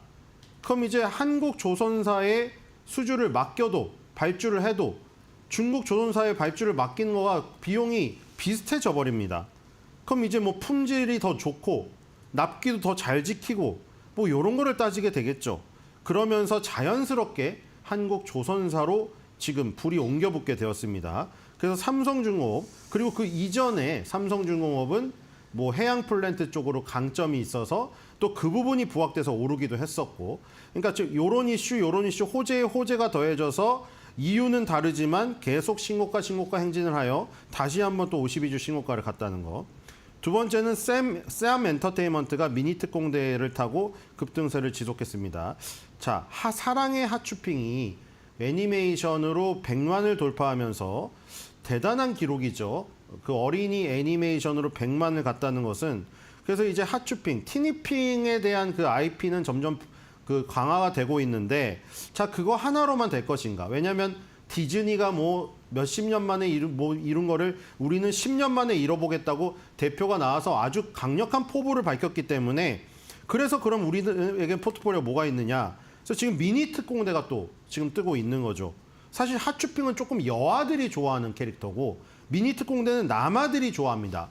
그래서 이게 보이 액션물이라고 불리거든요. 근데 7번째 시즌인 최강 공룡 미니 특공대가 EBS에서 첫 방송을 시작했습니다. 11년 동안 7개 시즌에 보이 액션물이 지금 나오고 있고요. 중국에서 인기를 얻고 있다는 소식에 쌈 엔터테인먼트가 또 급등을 했고요. 마지막은 현대로템입니다. 현대로템의 레일 사업부 수주 기대감에 급등을 했다는 소식입니다. 방산 쪽으로 부각이 되어서 갔는데 현대로템의 장점은 방산 말고 레일도 있다는 것이죠. 자, 2030년에 모로코, 스페인, 포르투갈 이 3개국에서 월드컵이 공동 개최됩니다. 근데 모로코는 지금 이 시내의 상황이 인프라가 완전히 나이가 빠져가지고 월드컵을 개최하기 상당히 어려운 부분이 있어요. 그래서 지금 철도 확장 프로젝트라고 고속철, 준고속철 그리고 도시 내의 지하철을 지금 이 도입 사업을 벌이고 있는데 현대로템이 곧 모로코의 150대 열차 인도 최종 계약을 발표할 것이라는 이 얘기가 나오면서 현대로템이 급등을 했다는 소식까지 알려드리겠습니다. 네, 알겠습니다. 이렇게 신의사위원이 선정한 탑3 들어봤고요. 이번에는 서영원 차장의 탑3 들어보겠습니다. 네, 우선 첫 번째로는 뭐 한알령 해제에 대한 이슈와 더불어서 움직일 수 있는 뭐 코스맥스에 대해서 다시 한번 또 말씀을 드릴 수 있겠습니다. 사실상 지금 한알령 해제가 뭐 기정사실화가 좀 되고 있습니다. 5월부로 이제 본격적으로 시행이 될 것이다라는 얘기가 나오고 있기 때문에 뭐 과거의 사드 배치 이후의 흐름들에서는 가장 큰 이슈로서 좀 부각을 받지 않을까라는 기대감을 좀 갖고 있습니다. 그런 상황 속에서 지금 코스맥스 동남아와 국내 시장에 대한 성장 속도는 상당히 좋습니다. 뭐 인도네시아 법인 같은 경우에는 매출이 31% 증가를 했고요. 태국 같은 경우도 뭐 57% 정도의 성장이 이루어지고 있는 상황 속에서 사실 중국 법인이 조금 미진한 부분이 있는데 이러한 부분들이 새로운 모멘텀을 좀 작용을 한다라면 작년 2조 원의 매출 돌파가 다시 한번 또 이루어지면서 추가 성장이 이루어질 수 있을 것으로 예상이 좀 되고 있다라고 말씀을 좀 드릴 수가 있겠고요. 두 번째로는 또 방산주로서 대표적인 또 한국항공우주 볼 수 있을 것 같습니다. 한국항공우주는 다른 방산주에 비해서 좀 못 오른 것이 어떻게 보면 좀 특징이라고도 볼 수 있겠습니다. 다만 좀 모멘텀에 대한 흐름을 본다라면 상당히 좀 긍정적이라고 볼 수 있겠고요. FA50기 공격기와 그다음에 FA21 전투기 중심으로 중동과 아시아 쪽에 대한 시장 진출 기대감도 상당히 있다라고 볼 수 있겠습니다. 지금 현재 진행 중인 폴란드와 말레이시아, 이라크 등의 FA50기와 수리온 헬기 수출 계약이 좀 진행 중에 있기 때문에 뭐 이러한 부분들은 올해 신규 수주가 8조 5천억을 목표로 잡은 상황입니다. 전년 대비 73% 성장입니다. 그래서 그런 점에서는 주가 반영이 좀 덜 되었습니다만 그동안 앞으로의 상승을 충분히 좀 기대해 볼 수 있지 않을까라는 점에서 한국항공우주도 함께 좀 관심을 가져보실 필요가 있지 않을까라고 말씀을 좀 드릴 수가 있겠고요.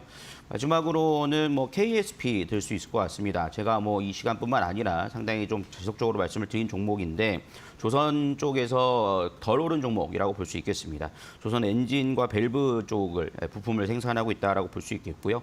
금속 단조로서는 K2와 K9 쪽에 대한 좀 부품을 좀 생산을 하고 있는데 지금 현재 조선 쪽에서는 뭐 고평가 논란도 물론 있습니다. 하지만 25년도는 뭐 조선의 해가 되지 않을까라는 기대감도 있을 만큼 좀 덜 오른 종목에 대해서 좀 순환매격으로 좀 관심을 가져보실 수 있는 구간대가 형성되지 않을까라고 생각하고 있습니다.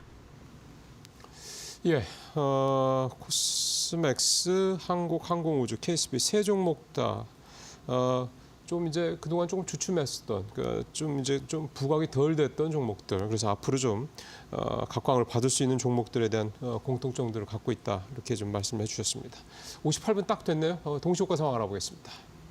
네, 6월 26일 수요일장 국내 증시 예상 체결과 함께 확인해 보겠습니다. 간밤 미증시는요, 소비자 신뢰지수가 급격히 하락하면서 경제 위축에 대한 우려가 고개를 들었고요. 시장이 흔들리는 모습 나타났습니다. 오늘 우리 시장은 혼조세로 출발을 준비 중에 있는데요. 유가증권 시장 0.05% 약보합 수준에서 출발을 준비 중이고요. 코스닥 같은 경우에는 0.17%가량 상승하면서 770선 터치할 것으로 보입니다. 최근 우리 시장, 미국 시장과는 조금 다른 분위기 나타나고 있는데 계속해서 저가 매수에 대한 메리트가 부각을 받으면서 개인의 매수세가 지수의 하단을 방어하고 있는 상황입니다. 가장 시가총액 상위 종목은 어떻게 출발 준비하고 있을까요? 유가증권 시장입니다. 1위부터 5위 확인해 보시면요. SK하이닉스가 오늘 0.7% 하락, 삼성전자도 0.35%가량 하락으로 출발을 준비 중에 있습니다. 엔비디아가 내일 실적을 발표할 예정인데 내일장 우리 시장에 영향을 줄 것으로 보입니다. 이를 앞두고 경계감이 좀 나오고 있고요.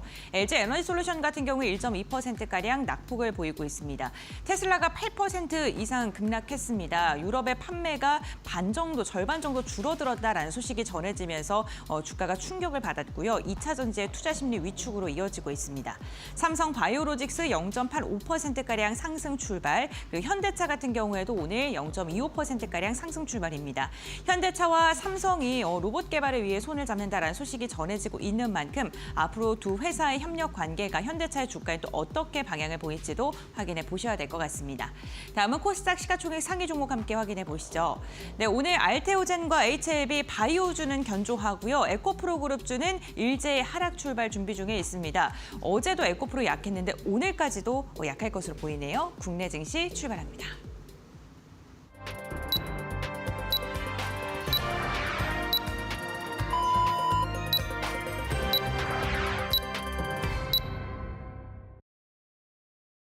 예, 9시 됐습니다. 이제 2월 26일 수요일 우리 시장 시작이 됐고요.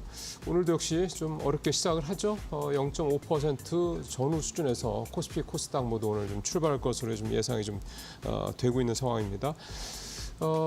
뉴욕 시장에서 기술주들이 좀 계속해서 좀 요즘 좋지를 않죠. 오늘 새벽에 끝난 뉴욕 시장에서는 테슬라가 8% 넘게 급락을 했고, 그러다 보니까 특히 이번 주 들어 주 초반까지 강세를 보이던 2차 전지들이 어제도 그렇고 오늘도 그렇고 좀 부담스러운 상황이 좀 될 것 같습니다. 예, 좀 장이 떴는데 코스피는 뜨자마자 살짝 약보합했다 지금은 딱 보합이고요. 코스닥은 지금 0.04%입니다.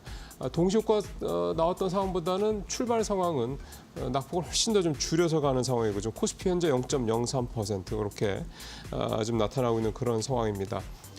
환율 1,430원대, 오늘도 1,431원에 좀 시작을 했는데 어쨌든 1,430원대 초반까지 일단 내려와 있는 상황입니다.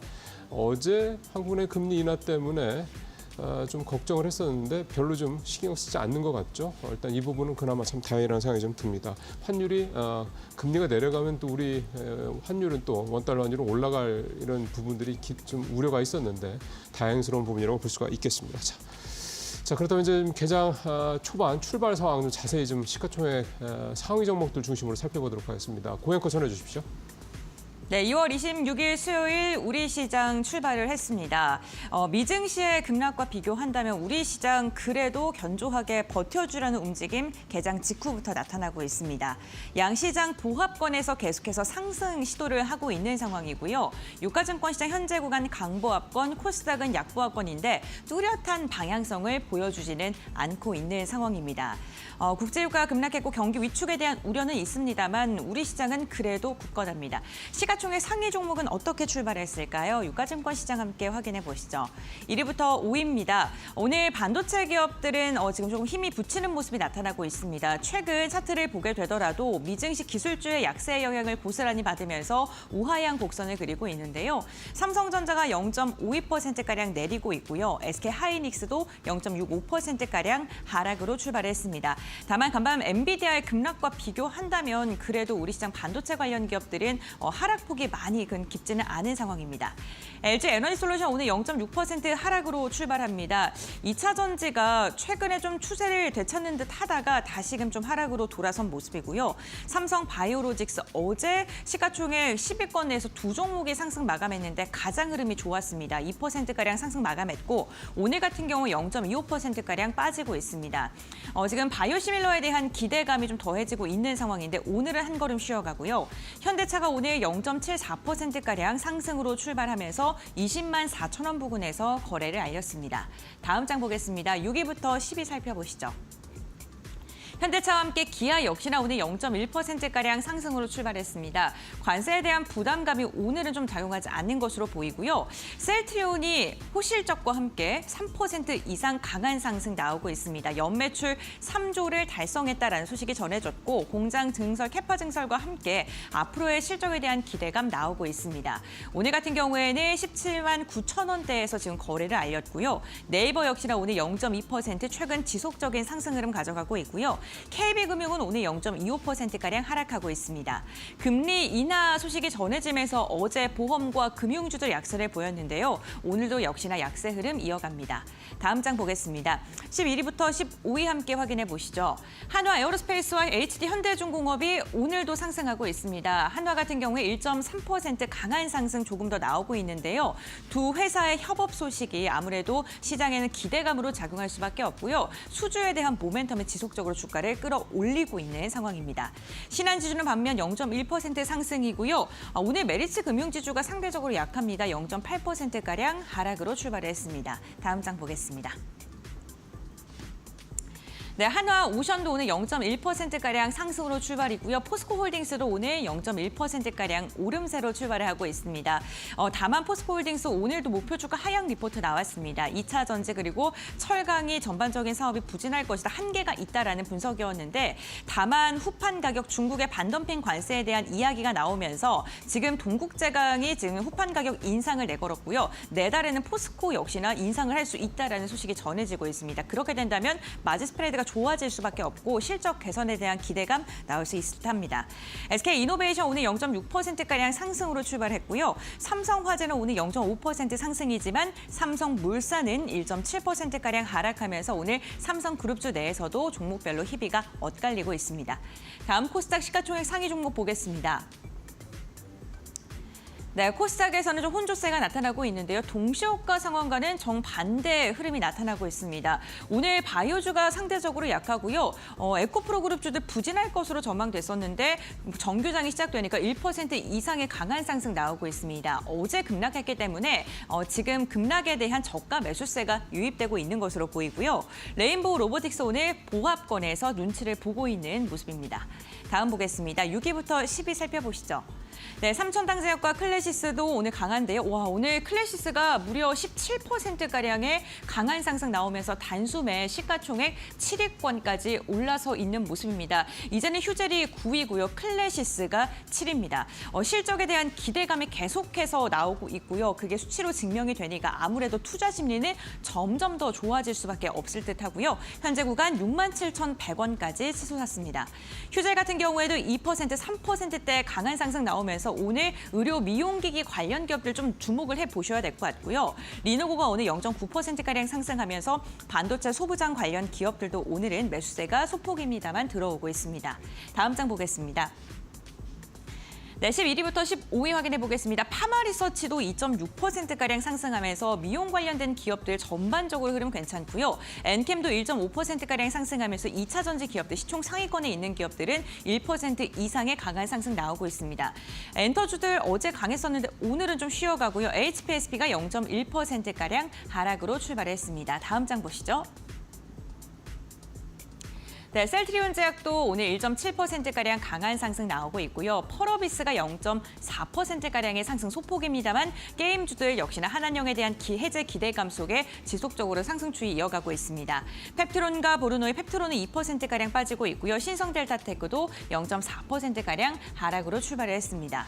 네, 오늘 코스닥 기업 중에서는 의료 미용기기 업체들의 강한 상승이 눈에 띄는데요. 그렇다면 전문가는 오늘 개장 직후의 시장 어떻게 바라보고 있을까요? 지금 바로 알아보시죠. 네, 2차 전지주 관련주들이 어제 급락했다. 오늘은 좀 반등을 좀 하는 모습이고 여전히 조선 방산 오늘도 어제에 이어서 좀 괜찮은 모습이고요. 음식료 쪽도 여전히 좀 괜찮고 그런 흐름들이 좀 큰 틀에서는 좀 나타나고 있습니다. 자, 두 분 또 출발 상황 어떻게 보고 계신지 말씀 한번 들어보겠습니다. 자, 신 의원님부터 할까요? 네, 코스피 지수부터 보겠습니다. 네. 2634.07 플러스 2.61포인트 3.84 왔다 갔다 하는데 0.10 강보합 보기고요. 코스닥 같은 경우에 771.01 1.58포인트 오르고 0.21%. 오늘은 코스닥이 좀 더 오릅니다. 지금 1개월 대비로 아직도 코스피 4.49, 코스닥 5.65, 코스닥이 살짝 앞서 나가고 있죠. 3개월로 하면은 아직도 코스피 7.10, 코스닥이 13.45로 더블 스코어 차입니다. 1개월은 거의 많이 좁혀졌죠. 최근에 코스피가 저항을 먼저 뚫으면서 위에서 지금 조금 더 편한 움직임을 갖고 있습니다. 지금 원달러 환율 무너졌죠. 지금 한국 원달러 환율 1430.98 겨우 걸려 있고요. 1430원을 계속 붕괴시키려는 노력이 진행이 되고 있습니다. 2월 24일에 1424.28이 종가였죠. 오늘 1430원을 겨우 턱걸이하고 있습니다만 여기가 완전히 무너지게 되면 1430원을 오히려 고점으로 두고 밑으로 빠지는 모습이 나타날 수 있습니다. 지금 1월 달에 1430원에서 지지됐던 이 부분 여기가 지금 마지막 지지 라인으로 계속해서 끝까지 지금 반항을 하고 있는 것이죠. 여기가 무너지면 쑥 내려갈 수가 있는데 문제는 외국인의 순매수가 안 받쳐준다는 게 계속 저 자리에서 저항을 지금 느끼고 있는 것, 지지를 보이고 있는 것이죠. 지금 2,900억을 2월 20일 날 시작으로 2,180억, 2,000억, 3,180억, 오늘 또 장 초반에 1,100억까지 지금 이렇게 되면 5일 연속 순매도입니다. 이 양도 꽤 많습니다. 이렇게 합치면은 벌써 1조가 넘었습니다. 5일 동안 1조 넘는 금액을 순매도로 하고 있고요. 2월 달로 봐도 순매도가 우위죠. 2월 첫 거래일인 2월 3일 날 거의 9천억 원을 팔고 시작했기 때문에 그리고 2월 안에 제일 많이 산 날을 해도 2월 19일 날 3,900억이 제일 많이 산 날입니다. 그러니까 지금 2월 달 거래일이 거의 끝나가는데 지금 이렇게 되면은 순매도 완전 우위로 끝나게 되겠죠. 그럼 저 1,430원 지지 라인 여기를 지금 붕괴시키는데 조금 시간이 걸릴 수도 있는 외국인 순매수가 터져버리면 저희가 이제 뚝이 무너져서 확 쏟아져 내려버리는데 아직까지 굉장히 그 좁은 구멍을 막고 있는 듯한 그런 모습이 지금 느껴지고 있습니다. 시가총액 상위를 보겠습니다. 거래소입니다. 거래소에서 지금 가장 많이 오르는 거는 7위의 셀트리온. 셀트리온만 2%가 넘는 상승을 지금 기록을 하고 있는데, 자, 모 연예인이 셀트리온으로 엄청나게 대대손손 누릴 돈을 벌어서 셀트리온 본사 옆을 지나갈 때마다 절을 한다고 토크쇼에서 나와서 좀 우스개 에피소드였는데, 자, 그 당시부터 오르던 이 순간이 최근에는 별로 안 올라서 셀트리온이 지금 바이오에서 어떤 조각을 못 나타냈어요. 그렇죠. 최근에는 코스닥의 알테오젠, 리가켄 바이오, 펩트론, ABL 바이오 같은 이 기술 수출 플랫폼을 위주로 하는 아이들이 이제 주인공 역할을 했었고, 셀트리온은 약간 좀 뒷방 늙은이처럼 대두가 되지 못했습니다. 그리고 삼성바이오로직스가 지금 4위에 있어서 삼성바이오로직스 같은 경우에는 120만 원 돌파를 눈앞에 두면서 굉장히 지금 새로운 영역을 열고 있는데, 셀트리온은 그 초반에 활약했을 때보다 바이오시밀러의 경쟁자가 너무나 많아지면서 바이오시밀러의 단가를 예전처럼 받기가 힘든 상황이 돼버렸죠. 예를 들어 삼성바이오오피스는 오리지널에 대비해서 5%밖에 안 되는 완전 단가를 후려친 바이오시밀러를 내놓기도 했었고요.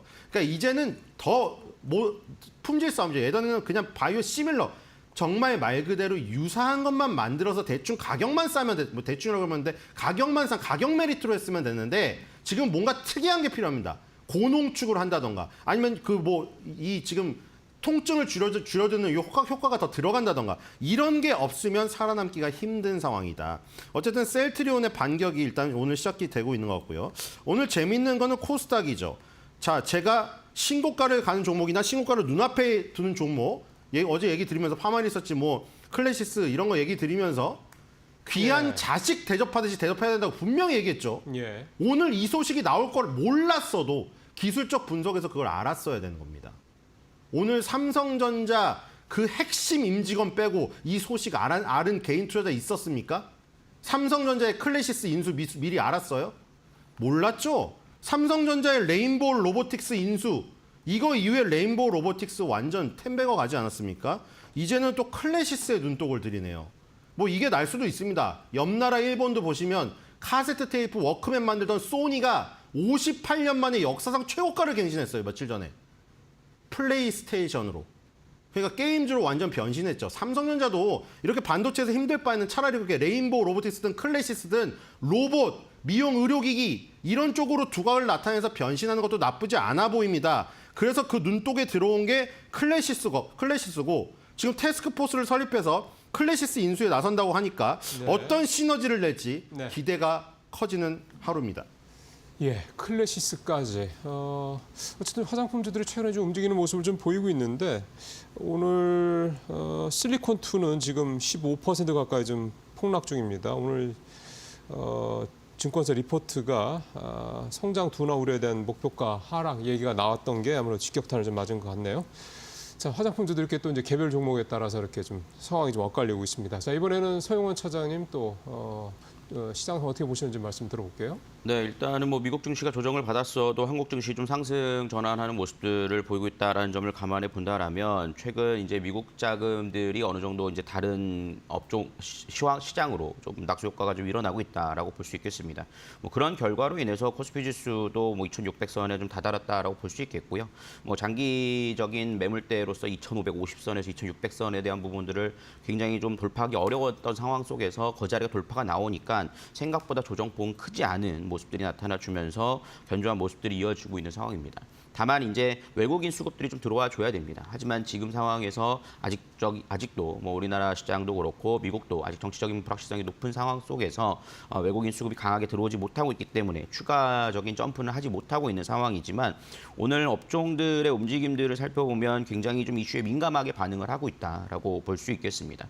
그래서 최근 시장에서 좀 소외받았던 의료기기나 이런 제약 쪽 이런 부분들도 좀 반등이 나오고 있다라고 좀 볼 수가 있겠고요. 다만 이제 여기서 추가적인 성장 모멘텀이 발생할지에 대한 부분들은 아직은 좀 미지수가 아닐까 싶습니다. 그러니까 전체적인 시장을 볼 때 현재 이제 조선과 방산 쪽 이런 쪽이 전체적인 주도 역할을 하고 있고, 그 외의 업종에서는 좀 단발성인 좀 흐름들이 좀 이어지고 있는데, 분명 이 조선과 이 방산을 대체할 만한 업종들이 분명히 나올 것으로 예상이 됩니다. 그래서 그런 쪽으로 좀 포커스를 맞추시는 게 중요할 거고요. 다만 이제 실적이 좀 좋지 못하다라는 점에서 하면서 오늘 실리콘투가 좀 급락하는 모습들이 나타나주고 있는데 실리콘투도 사실 ROE도 굉장히 높고 실적이 굉장히 좋습니다. 근데 다만 예상치에 어긋났다라는 거에 의해서 큰 폭으로 떨어지는 모습들을 좀 보실 수 있을 겁니다. 그만큼 지금 현재 시장은 많이 오른 종목들에 대해서 빌미가 필요합니다. 하방으로 만들기 위한 빌미가 필요하고 그런 것들이 작용을 했다라고 볼 수 있을 것입니다. 그렇기 때문에 지금 같은 상황에서 포트를 구성하실 때는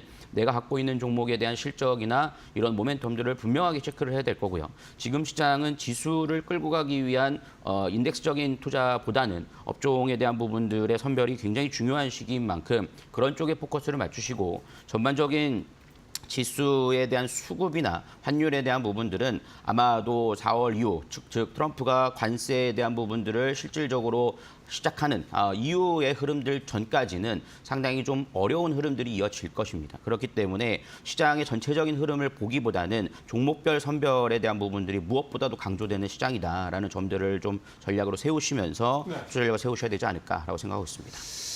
알겠습니다. 이게 참 뭐 쉽지 않죠. 여러 가지가 뭐 실적이 또 좋고 뭐 여러 가지 성장수도 뒷받침돼도 또 고밸류에 대한 또 우려가 좀 있으면 또 시장에서 또 외면당하기도 하고 좀 그런 게 또 시장의 이런 냉정한 또 논리가 아닌가 싶은 생각이 드네요. 자, 16분 됐습니다. 섹터별 상황도 좀 살펴볼 시간입니다. 고은별 앵커 전해주십시오. 네, 국내 증시 개장한 지 16분여가 흐른 상황입니다. 싱크풀을 통해서 투자자들의 검색 빈도가 높은 섹터 알아보겠습니다. 먼저 오늘 투자자들은 STO에 대한 검색을 가장 많이 하고 있는 것으로 확인되고 있습니다. 일부 언론의 보도가 STO 관련 섹터로 매기세 확산으로 영향을 주고 있는 것으로 보이는데요. 오늘은 28일 민주당이 STO 정책 간담회를 개최하는데 이때 이재명 민주당 대표가 간담회에 참석할 예정이라는 소식이 전해지면서 오늘 개장 직후 주목받고 있고요. 전고체 관련해서도 검색 많이 하고 있습니다. 국내 배터리 기업들이 전고체 개발에 힘을 쏟고 있는다라는 소식이 전해지면서 전고체 관련 기업들에 대해서도 오늘 매기세가 이어지고 있습니다. 연장에서도 2차 전지에 대한 검색도 많이 하고 있습니다. 간밤 미증시에서 2차 전지 관련 기업들 부진했습니다만 오늘 국내 증시 2차 전지 관련 기업들은 오히려 힘을 받는 모습이 나타나고 있고요. 조선과 그리고 철도, 건설과 같은 전방 사업에 대한 그런 기대감도 계속해서 나오고 있는 상황입니다. 현대, 롯데미 철도 부분에서 모르코 전동차 사업 수주에 대해 이야기가 전해지면서 기대감이 오늘 철도 관련 기업들 전반적으로 확산되고 있습니다. 이렇게 검색 빈도가 높은 섹터 알아봤고요. 그렇다면 투자자별 매매 동향은 어떻게 흘러가고 있는지 살펴보겠습니다. 어제도 우리 시장 개인이 홀로 시장의 하단을 막아주는 모습이었는데요. 오늘도 마찬가지로 외국인과 기관의 쌍끌이 매도세가 유가증권 시장에서 나오고 있습니다. 외국인의 매도폭이 개장한 지 지금 20분이 채 흐르지 않았음에도 불구하고 1,800억 원 이상으로 지금 잡히고 있는 상황이고요. 기관 같은 경우에 소폭입니다만 185억 원가량의 순매도 집계되고 있습니다. 다음으로는 코스닥 함께 확인해 보시죠. 네, 코스닥도 외국인과 기관의 쌍끌이 매도세가 나옵니다. 외국인이 747억 원, 그리고 기관이 180억 원가량의 물량을 토해내고 있고요. 이 물량을 개인이 다 소화하고 있는 상황입니다. 다음으로는 업종별 등락률 살펴보겠습니다. 오늘 혼조세가 나타나고 있는 가운데 하락하는 업종이 조금 더 많은 상황입니다. 전기전자가 0.42% 지금 내리고 있고요. 음식료품 그리고 운수 관련 기업들, 기계업종과 의약품까지 하락하고 있는데요. 특징적인 게 철강 및 금속이 1.2%가량의 강한 상승 나오고 있고 보험업종이 어제는 조금 부진했습니다만 오늘 같은 경우에는 1.5%가량의 시세를 내고 있습니다. 다음으로는 코스닥 업종별 등락률 함께 확인해 보시죠. 네, 오늘 상대적으로 코스닥이 조금 더 괜찮은 모습입니다. 인터넷이 1.4 그리고 방송 서비스가 1.26%가량 상승하고 있고요. 기타 서비스가 0.9%가량 하락하고 있는 모습입니다. 다음으로는 상승률 상위 종목 함께 살펴보겠습니다. 유가증권 시장입니다. 이수 스페셜티 케미컬이 오늘 두 자릿대 강세 가져가고 있습니다. 전고체 관련 기업 중에 대장주 역할을 하고 있고요. 이와 함께 태연물산은 10%가량 상승하면서 4,000원 선 넘어섰고 풀무원이 오늘 8%가량의 시세를 분출하고 있습니다. 실적에 대한 기대감 속에 이달 들어서 직전 거래일까지 무려 61%의 주가 상승 나왔고요. 오늘까지 더해진다면 70%에 가까운 주가의 지금 상승이 나오고 있는 상황입니다. 갤럭시와 SM 같은 경우 7%가량의 상승, 그리고 전진 건설 로봇도 5%가량의 오름세가 나오고 있습니다. 우크라이나 재건에 대한 기대감이 다시금 재건 관련 기업들의 시세로 이어지고 있습니다. 다음으로는 코스닥 상승률 상위 종목 보시죠. 네, BL팜텍이 오늘 무상증자 권리락 효과로 인해서 오늘 상한가에 안착하는 모습이고요. 빌리언스가 26%, 개장 직후에 오늘 강한 상승 나왔다가 지금 윗골이 살짝 달아준 모습이고요. 인피니트 헬스케어도 24%가량 상승하면서 5,430원 터치하고 있고 카페24가 흑자 전환에 성공했다라는 소식이 전해지면서 오늘 시세가 좋습니다. 22%가량의 강세 나오고 있고요. 65,600원 터치하고 있습니다. 메디콕스 오늘 두 자릿대 강세 확인되고 있습니다. 오늘 실적을 지금 잘 나오는 기업을 중심으로도 매수세가 이어지고 있는 시장인데요. 전문가들은 오늘장 어떠한 종목을 눈여겨보고 있을까요? 지금 바로 알아보시죠. 자, 시면 좀 살펴볼까요? 종목별 흐름 어떻게 보고 계십니까? 네, 뭐 트럼프 1기 때 또 이런 식으로 연관이 되었었는지 기억이 안 나는데 지금은 정말 그 새벽에 나온 그 미국의 소식에 따라서 그냥 좌지우지가 되는 흐름이 너무 강해 보이거든요. 이게 언제까지 진행될지 모르겠으나 지금은 정말로 그 트럼프 행정부가 속속들이 하루 발표하는 속보에 따라 움직인다는 생각이 듭니다. 왜냐하면 지금 우크라이나 광물협정 젤렌스키가 어쩔 수 없이 끌려와서 지금 미국을 방미해서 사인을 곧 한다는 소식이 지금 나왔죠. 지금 사실 우크라이나에겐 선택지가 없는 것 같습니다. 그걸 다 내줘도 미국이 뭐 딴 걸로 해구산을 씌워주거나 이러지 않는다고 하니 미국이 계속 꼬시죠. 거기에 경제적 자산이 많이 들어가면 들어갈수록 자연스럽게 러시아를 막을 수 있다. 왜냐하면 미국 사람들이 거기 들어가 있으니까. 지금 이런 논리거든요. 그래서 지금 굉장히 불합리해 보이지만 어쩔 수 없이 사인을 할 것 같고 그렇게 되면 이제 우크라이나 광물협정이 체결되게 되면은 본격적으로 이제 거의 개발권을 뭐 거의 100% 갖는다고 하죠. 우크라이나는 참여도 못 한다고 합니다. 근데 뭐 그럼에도 불구하고 지금 진행이 되겠죠. 그래서 지금 오늘 건설기계, 우크라이나 재건주 이런 것들이 움직입니다. 물론 상위에는 마리아나, 낙태피임, NFT, 자원개발이 있는데 여기에 지금 400원, 300원, 600원짜리 종목들이 상승률 1위거든요. 솔직히 이런 거는 400원, 600원짜리는 좀 너무하지 않습니까? 그래서 그걸 제외하고는 사실상 지금 섹터별 상승률 1위는 건설기계입니다. 그래서 여기서 전진건설로봇이랑 현대 에버다임이 1위, 2위예요. 지금 건설기계 섹터에서 전진건설로봇 코스피의 6.96 그리고 코스닥의 종목 현대 에버다임이 4.14입니다. 요거 두 개가 주력이 콘크리트 펌프카입니다. 저번에 말씀드렸다시피 콘크리트를 높은 건물에 계속해서 쏘아 올리면서 거푸집 속에다가 쏘아 올리면서 쌓아 나가는 방식인데 가장 초반에 필요한 그 어떤 건설 기계들이죠. 그 다음에 이제 굴착기가 들어가서 작업들을 할 텐데 그래서 바로 다음에 나오는 게 HD 현대건설기가 3.64고 코스닥의 진성TC가 2.76입니다. 이렇게 순서대로 이루어져 있죠. 공정 순서대로 투입되는 순서대로 주식시장에서도 상승률 순위가 이렇게 매겨진다는 거 맨날 강조했죠. 어느 섹터나 이렇게 똑같이 알고리즘은 작동된다고. 그 다음에는 농기계가 나오는 것이거든요. 대동금속이 그 아래 나오잖아요. 대동그룹, 예전에 대동공업이었는데 대동공업에서 공업자를 따고 대동으로 바뀌었죠. 그 다음에 이제 농기계거든요. 건설기계 다음에 농기계. 이런 순서대로 움직이는 겁니다. 그래서 오늘 전진건설로봇 현대에버다임은 콘크리트 펌프카, HD 현대건설기계는 굴착기, 진성TC는 그 무한궤도의 궤도 부품을 만드는 회사, 대동금속, 대동기어, 대동은 농기계 쪽, 그리고 데모는 굴착기에 붙어있는 어태치먼트 만드는 회사. 요렇게 지금 나가고 있습니다. 흥국도 진성TC랑 같은 분야에 있는 회사고요. 요렇게 구성이 되어 있어서 우크라이나 광물협정의 체결 소식이 임박했다는 요 이슈 때문에 요 부분이 급등하고 있다고 보시면 될 것 같습니다. 예, 자 이번에는 소영원 차장님 말씀 들어볼까요? 네, 오늘 제가 좀 관심 있게 좀 보고 있는 종목의 경우에는 뭐 현대건설 우리가 좀 살펴봐야 되지 않을까 싶습니다. 예. 어저께 사실 좀 안타까운 사고였죠. 뭐 안성 고속도로 붕괴 사고로 인해서 좀 희생자가 좀 발생을 했고 거기에 대한 부분들이 좀 안타까운 부분이고 현대엔지니어링이 뭐 담당을 하다 보니까 현대건설이 모회사다 보니까 거기에 따라 어저께 상당히 좀 주가가 큰 폭으로 흔들리는 모습들이 나타났습니다. 다만 오늘 좀 어저께 하락폭을 좀 만회하는 모습들을 좀 보여주고 있는 상황 속에서 좀 관심을 좀 갖고 좀 보셔야 될 부분이 아닐까 생각을 하고요.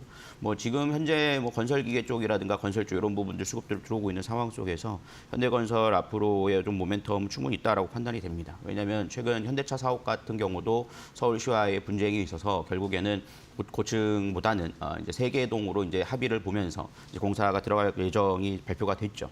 이런 점들이 좀 모멘텀으로 좀 작용을 하고 있다라고 볼 수 있겠고요.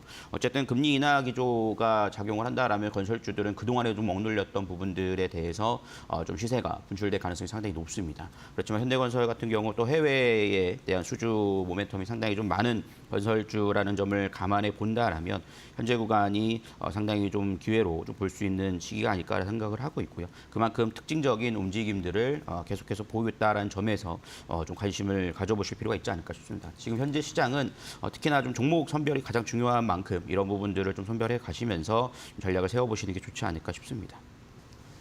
네, 알겠습니다. 이렇게 오늘 두 분과 함께 오늘장 눈여겨보고 계시는 종목들까지 알아봤습니다. 그렇다면 이번에는요, 오늘장을 어떻게 바라보고 계신지 오늘장 키포인트 한번 들어볼 텐데요. 먼저 신 의원님 말씀해 주시죠. 네, 미국의 전방위적 대중국 제재, 한국 기업에게는 절호의 찬스입니다.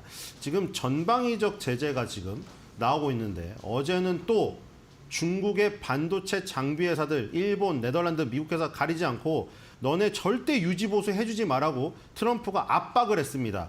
그럼 이제 중국은 유지보수를 최고의 장비로 못하게 되겠죠. 반도체 굴기를 이루는데 굉장히 저기가 될 겁니다. 제한이 될 겁니다.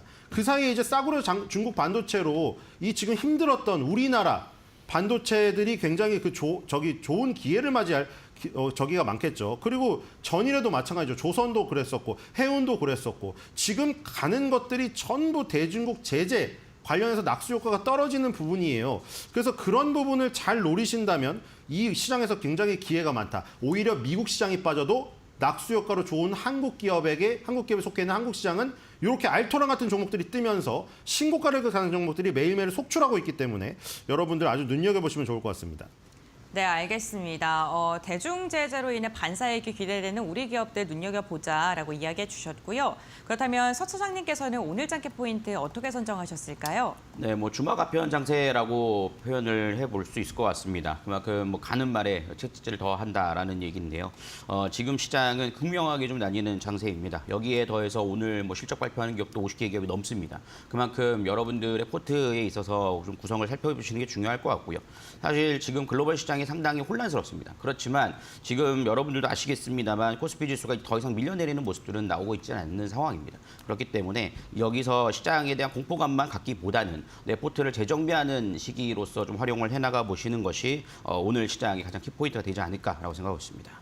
네, 알겠습니다. 종목 선별의 중요성이 어느 때보다 지금 눈여겨볼 만하다라고 이야기를 해주셨습니다. 저희가 이렇게 시장에 대한 이야기를 나누는 동안 또 클래스가 오늘 개장 직후에 강한 시세를 분출하면서 많은 분들께서 주목을 하고 계셨을 것 같습니다. 일부 언론에서 이제 삼성전자가 클래스에 대한 인수를 좀 생각하고 있다라는 소식이 전해지면서 주목을 받았는데 결국에는 삼성전자 측에서 이를 부인한 지금 입장을 밝힌 것으로 알려졌습니다. 그만큼 지금 클래스 변동성이 확인되고 있으니까요. 이 부분까지 참고하시면서 대응을 해보셔야 될 것 같습니다. 네, 오늘 두 분과 말씀 여기까지 나누겠습니다. 고맙습니다. 잘 들었습니다.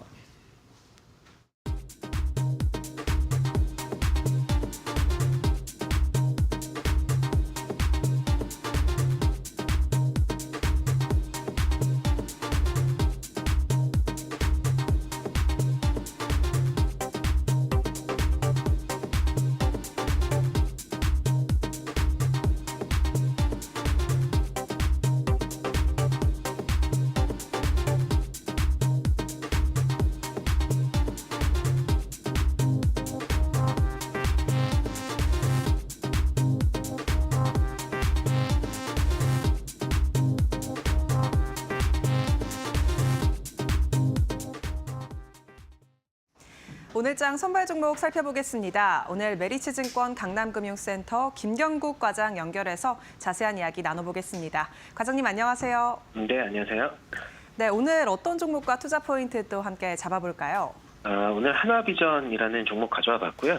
일단 투자 포인트 몇 개 좀 말씀드리도록 하겠습니다. 일단 최근에 이제 AI와 관련된 종목들이 이제 조정을 받으면서 AI 하드웨어는 뭐 이제 마이크로소프트와 관련된 노이즈가 좀 있었고, 그다음에 소프트웨어는 딥시크 관련된 노이즈가 있었습니다. 그래서 가격 조정에 좀 들어갔다 이렇게 좀 말씀드리고 싶고, 하지만 장기적인 관점에서의 빅테크들의 AI 관련된 투자 경쟁은 필연적이지 않을까 이런 생각을 하고 있고, 또한 SK 하이닉스를 필두로 하는 HBM 산업과 관련된 성장도 아직은 초기 국면이라 이렇게 판단하고 있습니다. 그래서 좀 생각해봐야 될 거는 SK 하이닉스의 최근 며칠간의 부진이 뭐 여러 가지 이유가 있겠지만 레거시 반등에도 불구하고 최근 주가가 좀 다른 삼성전자와 좀 다른 모습을 보이고 있는 이유는 뭐 HBM 성장의 파일을 좀 이제는 나눠 가지게 된 게 아닌가 이런 이야기가 이제 시장에서 나오고 있고요. 삼전과 마이크론으로 다변화되는 HBM 관련된 모멘텀이 좀 다변화되는 상황이 25년에는 전개될 가능성이 높다 이렇게 좀 생각하고 있고요.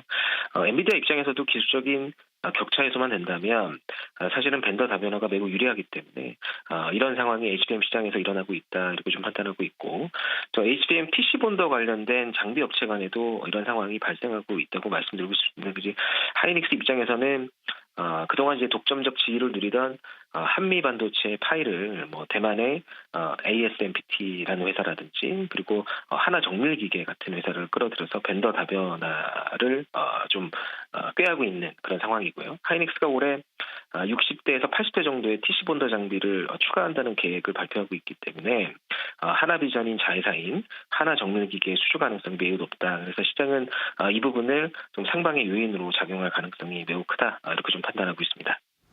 네, 전방 사업인 HBM의 성장 가능성 이야기해 주셨습니다. 그렇다면 가격도 함께 살펴보겠습니다. 가격 전략은 어떻게 잡아볼까요? 일단 하나비전이 2월 이제 하나그룹주 랠리에 동참하면서 이제 급등이 나왔습니다. 근데 회사 본업과는 상관없는 급등이었기 때문에 이제 조정이 들어왔고, 사실 지금 현재 상황에서 이제 조정이 단기 조정이 마무리되는 국면이라고 생각하고 있습니다. 그래서 지금 현재가에서는 매수가 충분히 유효하지 않을까 이렇게 좀 판단하고 있고요. 목표가는 지난 고점을 넘어서는 6만 원, 그리고 손절가는 45,000원으로 제시해드리도록 하겠습니다. 네, 매수가는 현재가, 목표가는 지난 고점을 넘어서는 6만 원 제시해 주셨습니다. 오늘 말씀 여기까지 듣겠습니다. 고맙습니다. 네, 감사합니다. 오늘의 종목은 한화비전입니다. 투자에 참고하시고요. 지금까지 오늘장 선발 종목이었습니다.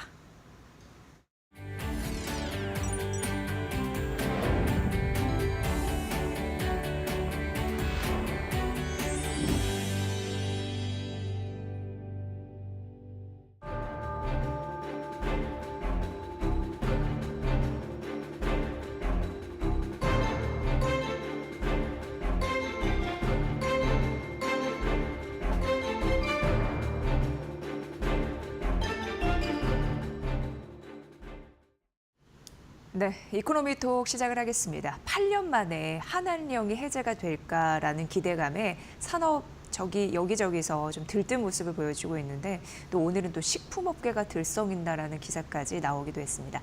만약에 이제 빗장이 풀리면 회색이 돌 수 있는 산업은 어딜지 저희가 분석을 해드리도록 하겠습니다. 제 옆에 박주근 리더스 인덱스 대표 나와 계십니다. 대표님 어서 오세요. 네, 안녕하세요. 네, 이게 이제 8년 만입니다. 네. 모처럼 빗장이 풀릴 것으로 예상이 되면서 일찌감치 이런 섹터들이 뜨기도 했어요. 네. 이슈부터 좀 어떻게 보고 계시는지. 이건 우리나라의 호재이잖아요. 호재죠. 예, 예. 중국이 왜 한한령을 해제할까에 대한 네. 이유를 조금 투자하신 분들은 이해하면 장기적으로 어떤 변수가 있을 때 이게 이렇게 작용하겠구나라는 걸 이해할 수 있을 것 같아서 먼저 설명을 드리면, 중국이 한한령을 해제하는 건 두 개의 축이 있습니다. 예. 첫 번째는 시진핑 정부가 원래 아마 다음 주에 중국에 양해가 있죠. 그게 한 번 더 나올 것 같은데, 2월 19일 CCTV에서 나온 보도 자료를 보면 중국이 외국 자본이 중국 상장회사에 장기적으로 투자하도록 하겠다는 일단 공표를 했습니다. 이게 2025년 외국인 투자 안정 행동 계획이라는 걸 이미 발표를 했는데, 이게 한 축이 있고요. 네. 지금 미국이 트럼프 2기 정부가 들어서면서 미중 갈등이 격해지고 있잖아요. 요거에 대항으로 한한령을 하는 것도 한 축이 있습니다. 이게 뭐냐면, 네. 중국이 지금까지는 국가의 과거에 마음에 들지 않는 국가에 대해서는 강압적으로 외교 전술을 이걸 뭐라 그러냐면 네. 전랑 외교라고 그럽니다. 예. 늑대 외교라고 그러죠. 여기에서 중국이 약간 반감을 가지고 있더라도 유화로 패자, 미소 외교로 바꾸는 전략을 이번에 폈어요. 이 두 개의 축으로 아마 하나는 있을 것 같은데, 이제 8년 만이죠.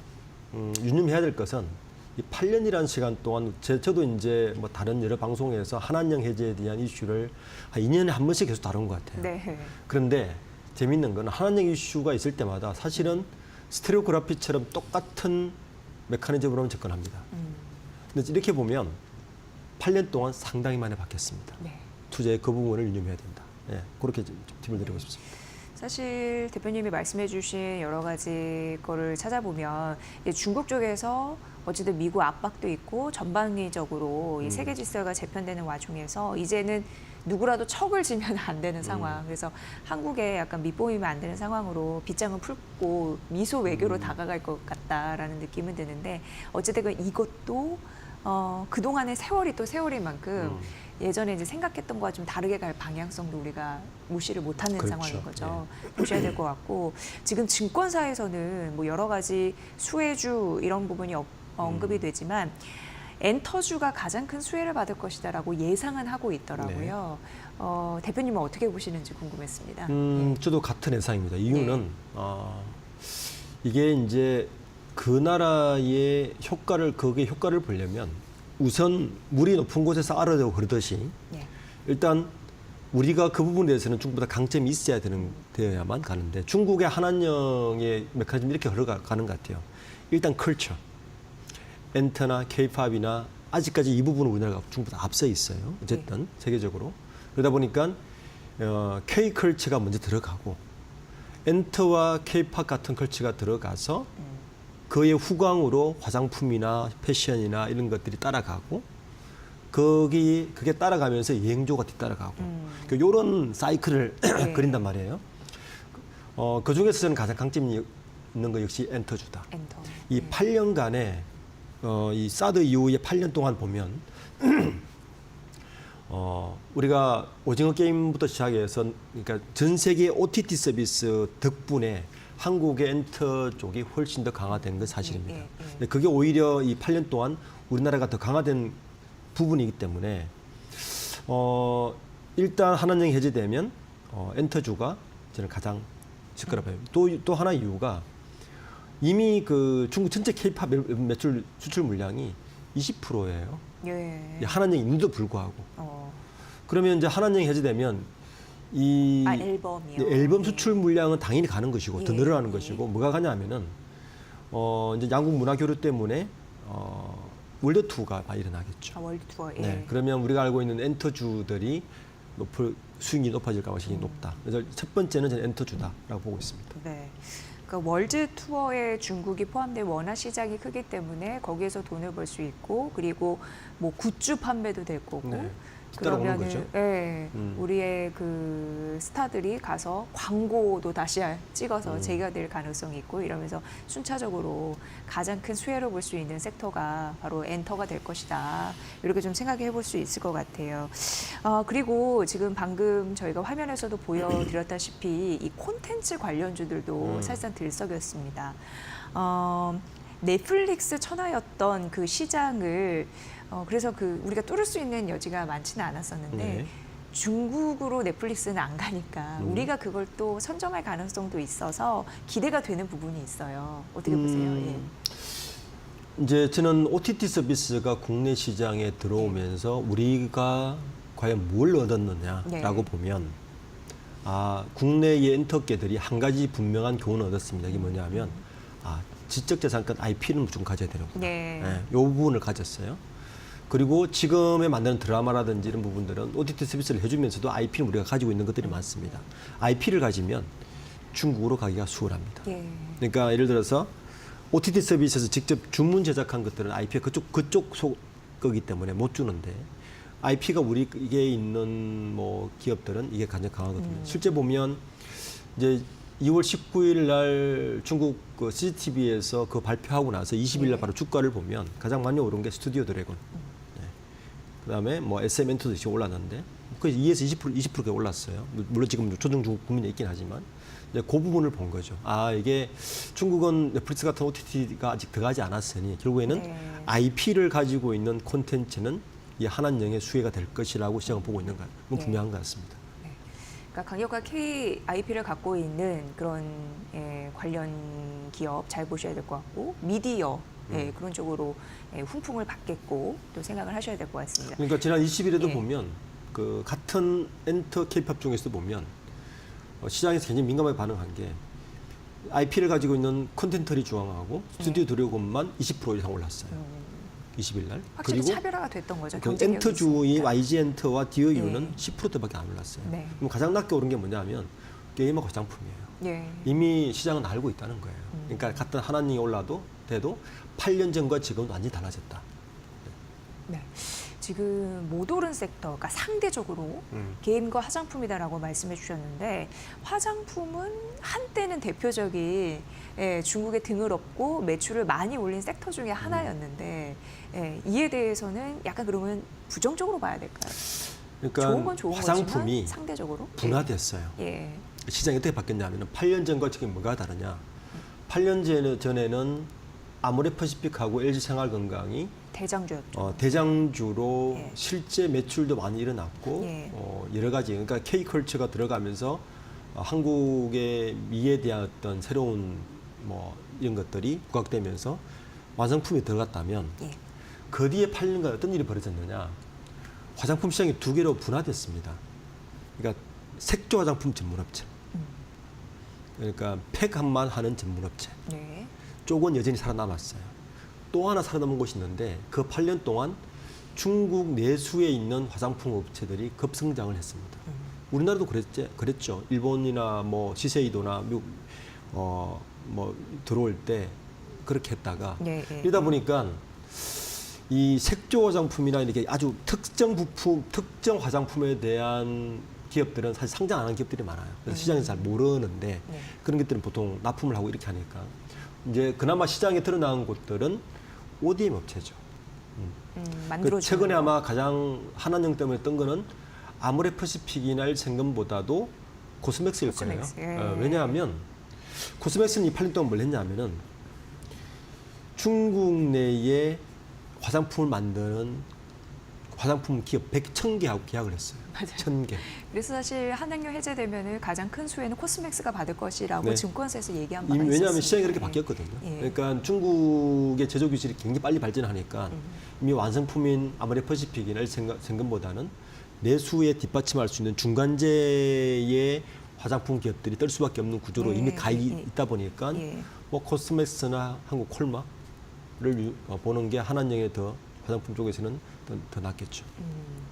그러니까 뭔가 만들어주는 그러니까 ODM 뭐 바이오로 말하면 CDMO 막 이런 성격들 뭐 중국의 기업 1,000여 개의 고객사를 보유하고 있다고 하니까 이거는 아무래도 호재일 겁니다. 하지만 넓은 틀에서 보면은 다 수혜를 받는 건 아니다. 화장품 섹터에서는 그렇죠. 네. 이렇게 알고 가시면 될 것 같고 화장품하고 자연스럽게 연결되는 섹터가 또 면세점 관련인데 네. 면세점은 그렇게 좋게는 안 보더라고요. 시각이. 네.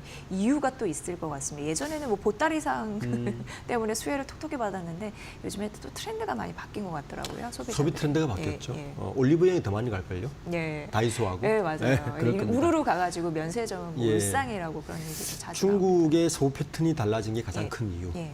이게 실제 3일 회계법인에서 지난주에 보고서 하나를 냈죠. 그 보고서가 뭐냐면 예.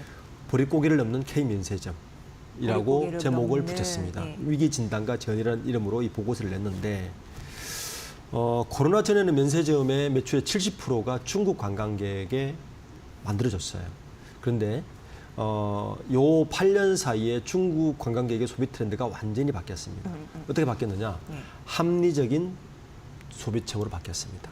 그러니까 무조건 사는 것에서 합리적으로 바뀌면서 그러면서 중국 내수도 굉장히 이 합리성으로 바뀌었죠. 럭셔리에서 합리성으로 바뀌었습니다. 이러다 보니까 요게 이제 타격을 하나 입었고 두 번째는 고환율 기조가 있으면서 명품을 오히려 백화점에서도 면세점보다 더 저렴하게 할 수 있는 기회도 있어요. 예, 예. 이것도 크게 바뀌었습니다. 그러니까 또 이제 중국의 최근에 한한령 이후에 중국의 이렇게 관광객들을 보면 누가 지금 요즘 과문이나 뭐 경북에 가보시면 중국에 2030이 많이 옵니다.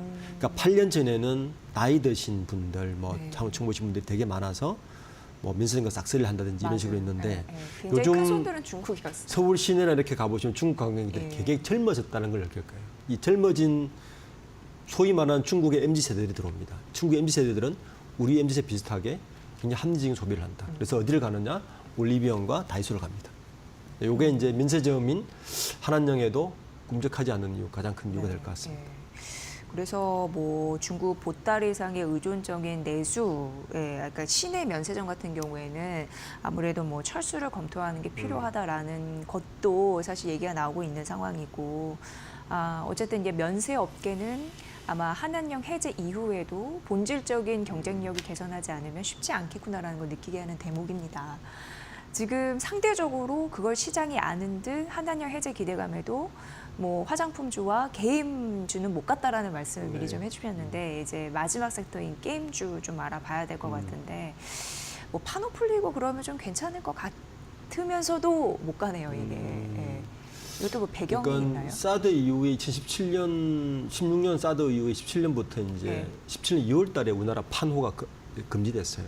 그러면서 이제 사실은 게임 시장을 막혔다시피 했는데 그 뒤로 한 4년 만에 2020년에 컴투스의 그 서머너스 워라고 해서 천공의 아레나라고 하면 게임분 다 아실 텐데 요게 판호를 획득하게 한번 했어요. 그런데도 시장에서는 그렇게 히트를 치지 못했습니다. 국내 게임 시장을 보면 2022년에 한 22조 2천억으로 한 피크를 찍고 나서 그 다음에 19조 그리고 최근에 이제 더 안 좋게 게임 시장이 바뀌었는데 일단 이 시장에서 게임주를 그렇게 보지 않는 이유가 중국 시장 게임 출시와 성공이라는 게 옛날에 동일시 됐어요. 17년 이전에는 이제 그 등식은 깨졌다. 그리고 왜 깨졌다고 보세요? 중국의 게임 패턴도 많이 달라졌고요. 중국의 게임의 시장 자체도 구조도 바뀌었고, 그리고 우리 게임이 경쟁력이 그 이전만 못한 것도 하나가 이유가 있고. 그건 좀 아쉽네요. 그래서 한한령과 게임의 시장의 성공은 현재 좀 별개의 문제로 치는 것 같습니다. 그러니까 그래서 지금 보시면 아까 이제 좀 위에서 훑어보면 뭐 엔터주하고 K-팝 그리고 뭐 컨텐츠주는 강한 반면에 게임 쪽과 면세점은 여전히 그렇게 크게 이 한한령에 대해서 덕을 보지 못하고 있다 이렇게 볼 수 있을 것 같습니다. 근데 중국은 어떻게 보면은 국내 게임 업체가 잘만 하면은 공략할 수 있는 캐파가 굉장히 넓고 국내 게임 시장 규모도 갈수록 커지고 있는 상황이잖아요. 그런데 왜 그들의 입맛에 못 맞추는 건지 약간 그거는 좀 약간 아쉬운 대목이기도 해요. 이게 게임이 보면 개발할 때 한번 트렌드를 놓치면 그 트렌드를 따라가기가 쉽지가 않습니다. 최근에 그 애니메이션 좋아하시는 분들은 뭐 이렇게 아는 거지만 요즘 중국 애니메이션이 글로벌 넘버원을 하고 있어요. 애니메이션 영화가. 그러니까 중국의 문화 콘텐츠가 우리의 생각보다 훨씬 빠르게 진화하고 있다. 이 부분도 굉장히 큽니다. 그리고 게임이나 엔터나 콘텐츠는 사실은 다 컬처 쪽입니다. 그러니까 결국에는 컬처의 상대적인 우월성이 떨어지는 순간 모든 것은 다 무너지는, 특히 한한령 쪽은 무너지는 거라서 일단 게임 시장은 8년간의 공백이 너무 컸다. 반면에 엔터주와 콘텐츠는 OTT의 유유분이란 꾸준한 경쟁력이 회복되어 있는 상태였고 게임주는 중국에 대한 이 공백을 아직 메울 만한 따라가지 못하고 있다는 게 저는 주요 원인이라고 보고 있습니다. 네, 이런 거 보면은 산업이나 기업도 발빠르게 따라가야 되는 게 한번 뭐 유저들의 심리나 아니면 트렌드를 놓치게 되면은 좀 장기간 불안을 겪게 되는 것 같아요. 그런 의미에서 촉각을 항상 곤두세우고 있어야겠구나 이런 생각을 하게 됩니다. 자, 오늘 한학령 해제 기대감에 따른 여러 가지 산업 섹터를 분석해드렸는데 뭐 엔터, 화장품, 면세, 게임 등입니다. 희비는 좀 엇갈리고 있어서 지금부터 투자 전략 잘 세워야 되고 이게 이제 공식화되는 게 또 중요합니다. 그런 부분들 지금은 기대감이기 때문에 잘 현실화될 수 있을지 여러분도 파악해 보시면 될 것 같습니다. 자, 오늘 이코노미톡 함께했고요. 박주근 리더스 인덱스 대표의 분석으로 함께하셨습니다. 대표님 잘 들었습니다. 네, 감사합니다. 자, 오늘 시장은 코스피가 조금 힘을 내고 있는 상황입니다. 시초가 대비해서는 강보합권 지금 상승 전환한 모습이고요. 코스닥도 3거래일 만에 반등 시도를 하네요. 오늘 전반적으로 외국인과 기관의 매도는 나타나는데 잠시 이후에 마켓 나우 2부에서 오전장 전략 구체적으로 세워드리도록 하겠습니다. 저는 잠시 후에 뵙도록 하겠습니다.